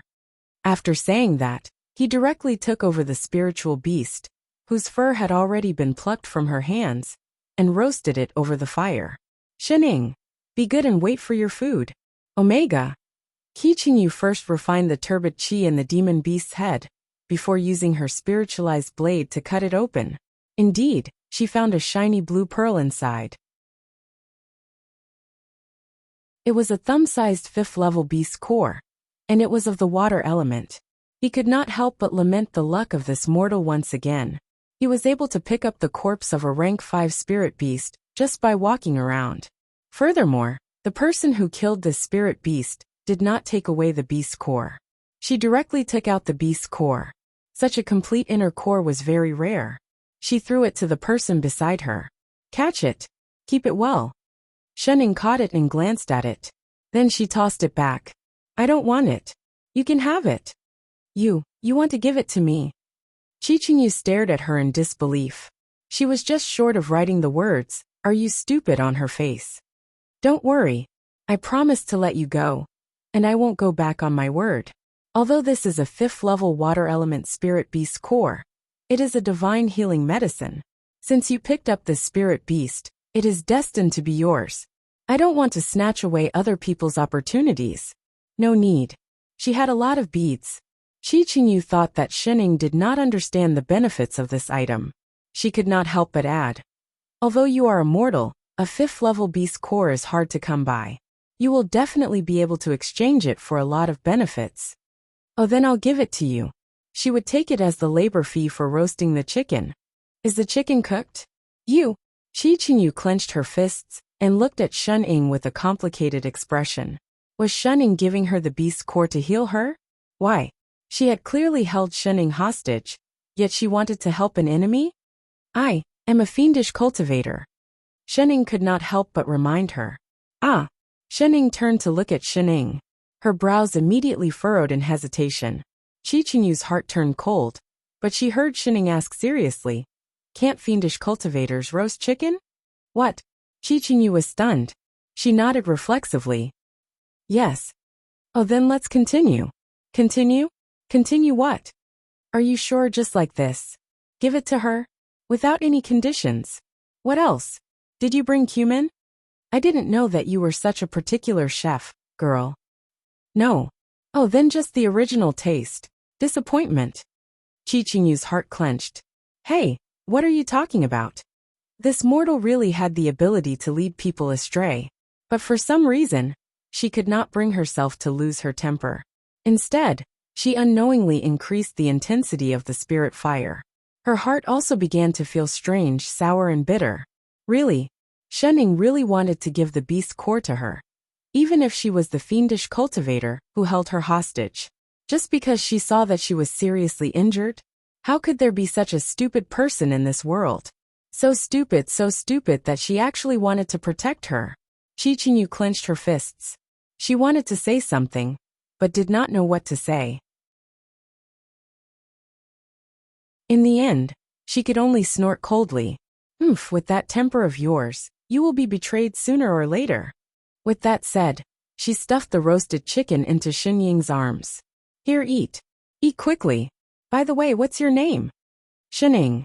She answered as she ate, not forgetting to stuff the remaining chicken into Xinying's hands. This one continue. You're quite skilled at ordering people around. One is not enough. Aren't you afraid of bursting to death? She grumbled but still took it. How long had it been? How long had it been since she had spoken to someone so calmly? There was no fear in Xinying's eyes, no hatred, no disgusting greed. My name is Chichinyu, and I can be considered a fiend's supremacy. I find you quite pleasing to the eye. If you can't survive in Black Heaven sect in the future, remember to come to Mingyin Mountain to look for me. Maybe you can live a little longer. Such a stupid person, would she die if no one looked after her? Yes. Shening ate the chicken seriously. I just killed that hypocrite Yu Ding. If you go back unscathed tomorrow, Black Heaven sect will definitely suspect you. She glanced at Shening, a trace of worry flashing across her eyes. You'd better delay your return for a few days. If they ask, you can tell them the truth. The one who killed that old thief Yu Ding was me, poison spirit Chichinyu. Eating chicken. But you don't have to tell them about the beast's core you gave me. She twirled the blue bead in her hand. These so-called righteous sects have always been full of themselves. They have many despicable methods. Don't be stupid and insist. If you're really afraid of letting the cat out of the bag, just say that I stole this bead. Anyway, she did not care about being accused of killing and stealing. Delicious. If something really happens, just betray the sect and run. What righteous immortal sect? It's not a clean place. If they really want to avenge that old thief Yu Ding, they can just invite the other sects to attack my Mingyin Mountain. She laughed coldly. As if thinking of something, her eyes slowly turned blood red. Her hands subconsciously gripped her clothes. I want to ask these righteous sects, why can't I avenge Yu Ding for destroying my primordial Yin body 500 years ago? Destroying 100 years of my cultivation, and imprisoning me in the dungeon as a human cauldron? Shening finally stopped eating and slowly raised her head to look at Shening. Why are you looking at me like that? Why? You don't believe that a hall master of a sect would do such a thing? No. I just want to ask, is the other chicken cooked? She regretted killing this glutton just now. Oh, dish winky face-o.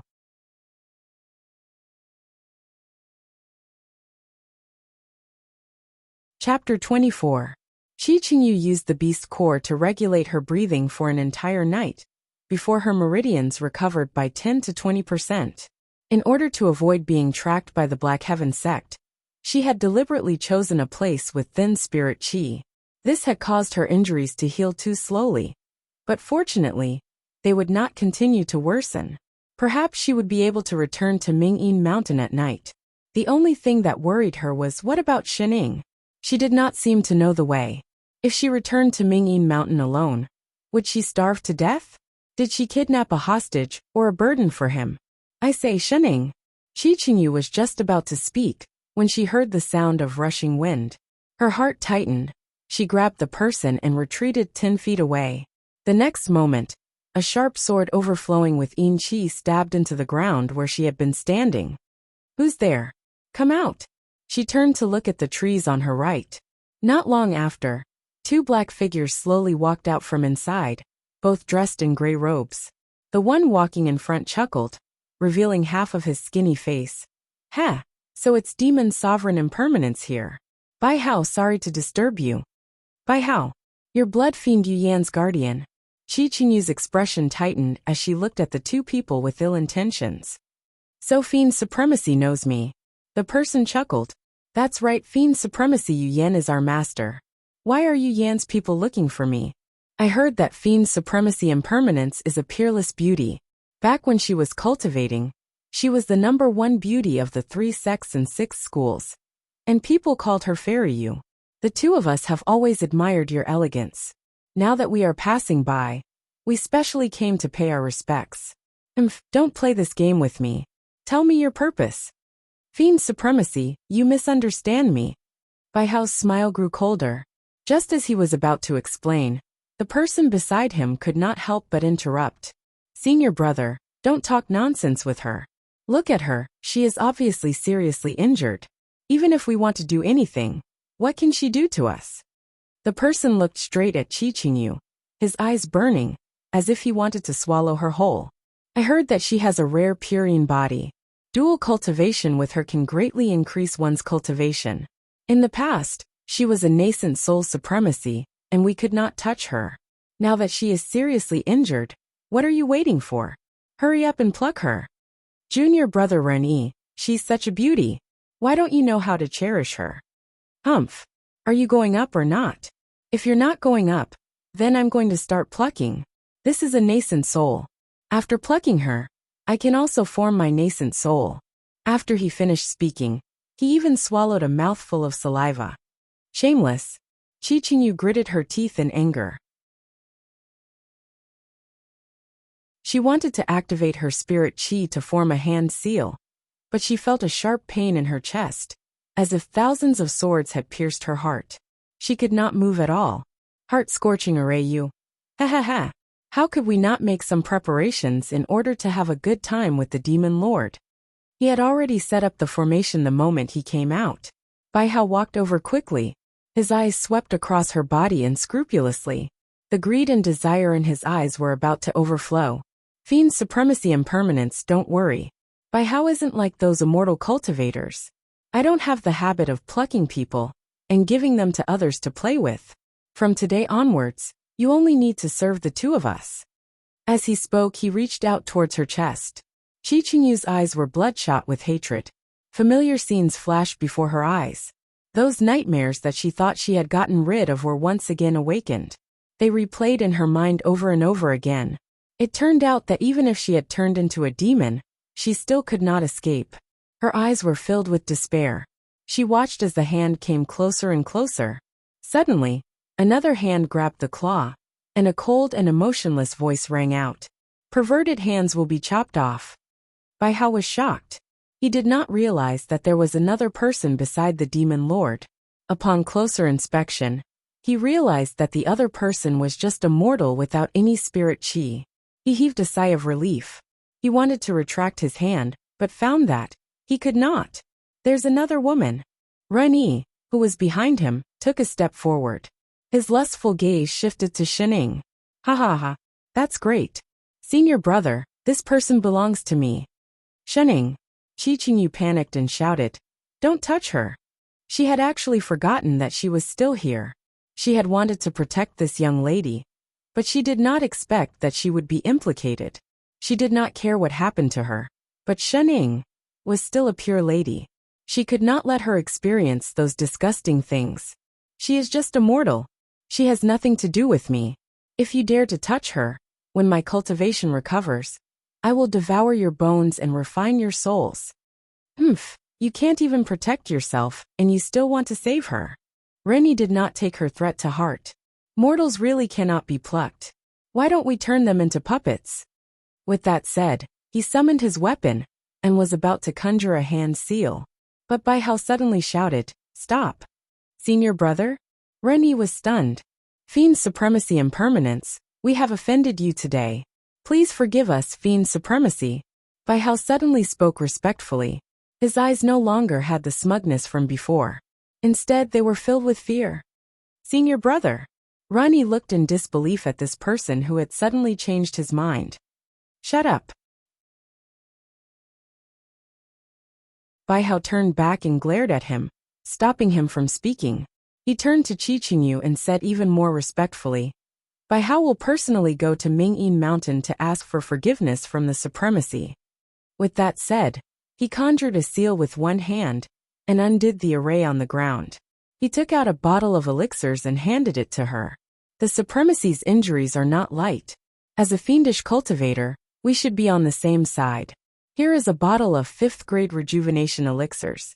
Take it as an apology. Are you crazy? Ronnie was even more shocked, but he was stopped by the other party's look. What do you want this time? Qi Qingyu looked at the elixirs in his hand. I just want to form a good relationship with Fiend's supremacy and permanence. He chuckled. As if afraid of being suspected, he ate one himself. I heard that the supremacy has been looking for news of Gon Zirwei from the Great Void sect. I happen to hear that this person has been hiding on the sword comprehension peak of the Great Void sect. Are you speaking the truth? Qi Qingyu was shocked. Her eyes turned red and filled with murderous intent. I dare not lie to the supremacy. Qi Qingyu gritted her teeth. As if recalling something, her eyes burned with hatred. She had been looking for so long. So he was hiding there. If the two of you have nothing else, Bai Hao looked up and said tentatively, can the two of us take our leave first? Qi Qingyu took a few deep breaths before she could suppress the anger in her heart.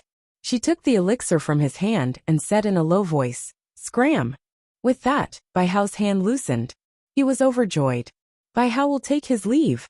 With that said, he grabbed Renee, who was full of complaints, and quickly flew away. In an instant they disappeared, as if they were being chased by evil spirits. Senior brother, what is the meaning of this? After flying for a distance of 50 kilometers, Renee could no longer resist shaking off the other party. You actually let go of such a good opportunity. With our talents, if we miss this opportunity, we may never have the chance to form our nascent souls again. Bai Hao stopped, then suddenly hugged his right hand and knelt down. He opened his mouth and spat out a large mouthful of blood. His entire right hand hung on the ground at a strange angle. Senior brother. Rennie was shocked. He hurriedly grasped the meridian of his other hand and felt it. His eyes widened. Senior brother, your golden core. How can this be? When did you get so badly injured? If we had stayed a moment longer, not only would my golden core have shattered, we would have both died there. How is this possible? Rennie's face was full of shock. Unless Qi Qingyu was faking it? She wasn't injured at all? It's not her, it's the other one. As if remembering something, he suddenly shuddered. The other one? You mean? Yes. He was a 5 elements trash spiritual root, yet he was able to safely reach the peak of Gold Core Realm and maintain a position among so many devils. It was all because of his superhuman acuity that he could always sense the arrival of danger at the first moment. And in the instant that the woman beside Qi Qingyu grabbed him, he felt a terrifying murderous aura that he had never felt before. It was so overwhelming and airtight. In an instant, he felt that there was only one word left in his mind, death. He didn't even notice when his golden core was shattered. That person was too scary. But isn't that immortal? There was clearly no spirit chi. I'm not sure either. Bai Hao clenched his still trembling hands. But that person is definitely not simple. Remember, if you meet that person again, the further the better.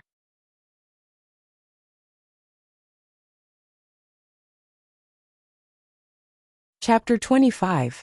Do you see the cultivator city outside the forest? There is a transportation array to the Black Heaven sect in the city. Qi Qingyu pointed to the city in front of them. With the beast core and the elixirs Bai Hao had given her, her injuries were almost healed. She immediately left the dangerous forest, intending to return directly to Mingyin Mountain. But the news Bai Hao brought made her change her mind. It was obviously not suitable to bring Shening along. However, with her heaven-defying sense of direction, she could not bear to leave her behind. So she changed directions at the last minute and came to the vicinity of this immortal city. All right, go on. You can enter the city if you go straight. Once you enter the city, follow the main street to the end and turn right. You will see the transportation array. Don't. Wait, where are you going? I said go straight. Is that straight? No, why are you going to the right? The city gate is over there. Come back. Looking at the person who could not tell which direction to go after going around a tree, Qingyu could not help but pull her back. Are you blind? Hey, look at the road. Do you want to go back or not? I guess. Shening tilted her head, still looking as carefree as ever. Qinyu's mouth twitched. What the hell? Didn't they say that immortal sect disciples valued their sects the most? Wake up and look at the road, Qinyu instructed again. After some thought, she took out a small bag of spirit stones from her storage bag and handed it to Shening. Take these and be careful on the road. Don't be silly and get cheated by others. Shening glanced at the heavy bag in her hands. Had she been smashed with money? I have important matters to attend to. I can't bring a burden like you along. We'll part ways here. Be careful. Why did she feel like she had accepted a breakup fee? She looked up at the person in front of her. Are you going to kill that gone guy? Yes, I'm going to. Qinyu stopped mid-sentence, her eyes widening. How did you know? I can tell. Ever since that pervert revealed the news, she had not been able to focus on roasting the chicken these few days. Her skills had dropped greatly. That's right, I am indeed going to Sword Comprehension Peak. Her eyes darkened, and she clenched her fists. After a long while, she finally suppressed the violence that was about to surge from the bottom of her heart. She smiled at her. Since you can guess all this, you should know that I might not be able to come back. You take care. Do you need help? Shening suddenly asked. She laughed. Help me. You're just a disciple of a sect, and you want to help a fiendish cultivator deal with a cultivator from a righteous sect? Sure. After all, he had received the money. Qinyu was taken aback. It was only then that she realized that she was serious. Her eyes darkened. Why? I've only known you for a few days, and you don't even know what grudges I have with that person. Yet you choose to help me? After all, they had been eating roast chicken together for so many days. Grudges and whatnot, I can roughly guess. She suddenly sat down on a withered tree beside her. Your fiendish cultivation has something to do with him, right? Using your brain was so troublesome. Qinyu's expression darkened. She clenched her fists several times, as if she was desperately trying to suppress something. After a long while, she took a deep breath and glanced at Shening. She seemed to be trying to squeeze out a smile, but the corners of her mouth were full of bitterness. It seems that these few days, you were not just focused on eating chicken. You listened to everything I said. Qinyu sat down beside her. Her eyes seemed to be covered with a layer of dust, as if she was looking forward, but without focus.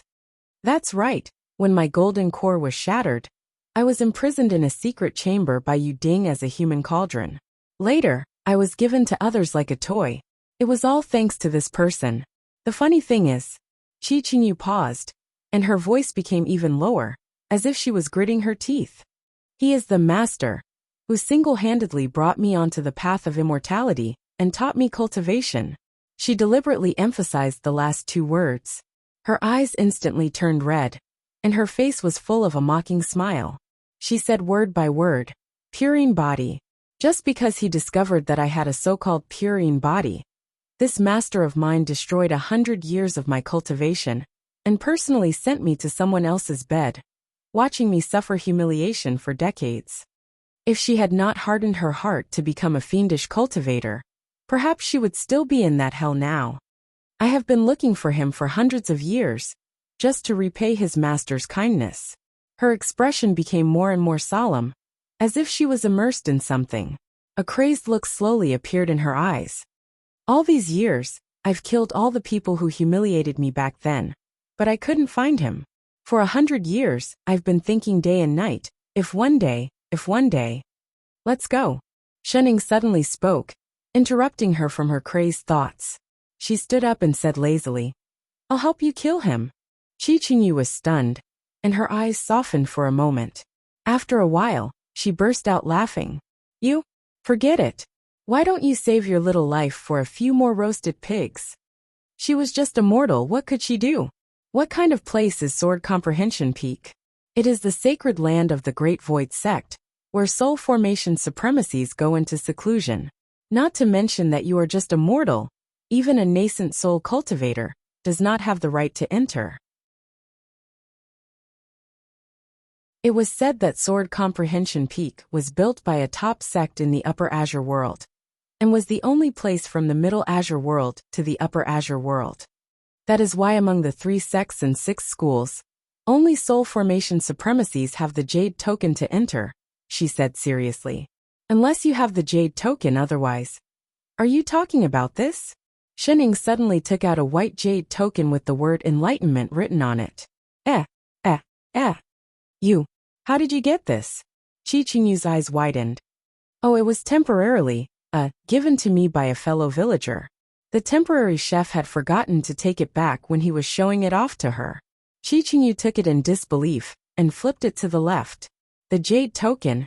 It really was the Jade token of Sword Comprehension Peak. She probed it with her spirit chi, and vaguely saw the word Lone Moon on it. But this Jade token recognizes its owner. Without the owner's spirit artifact, it still cannot be activated. Is it this? She suddenly took out a white jade flute. Qingyu. The true knowledge stone in front of Sword Comprehension Peak can recognize the intrinsic Dharma artifact of a soul formation supremacy. Will this work? She took out a fan. Qingyu. After a long time, for all. Flip's table.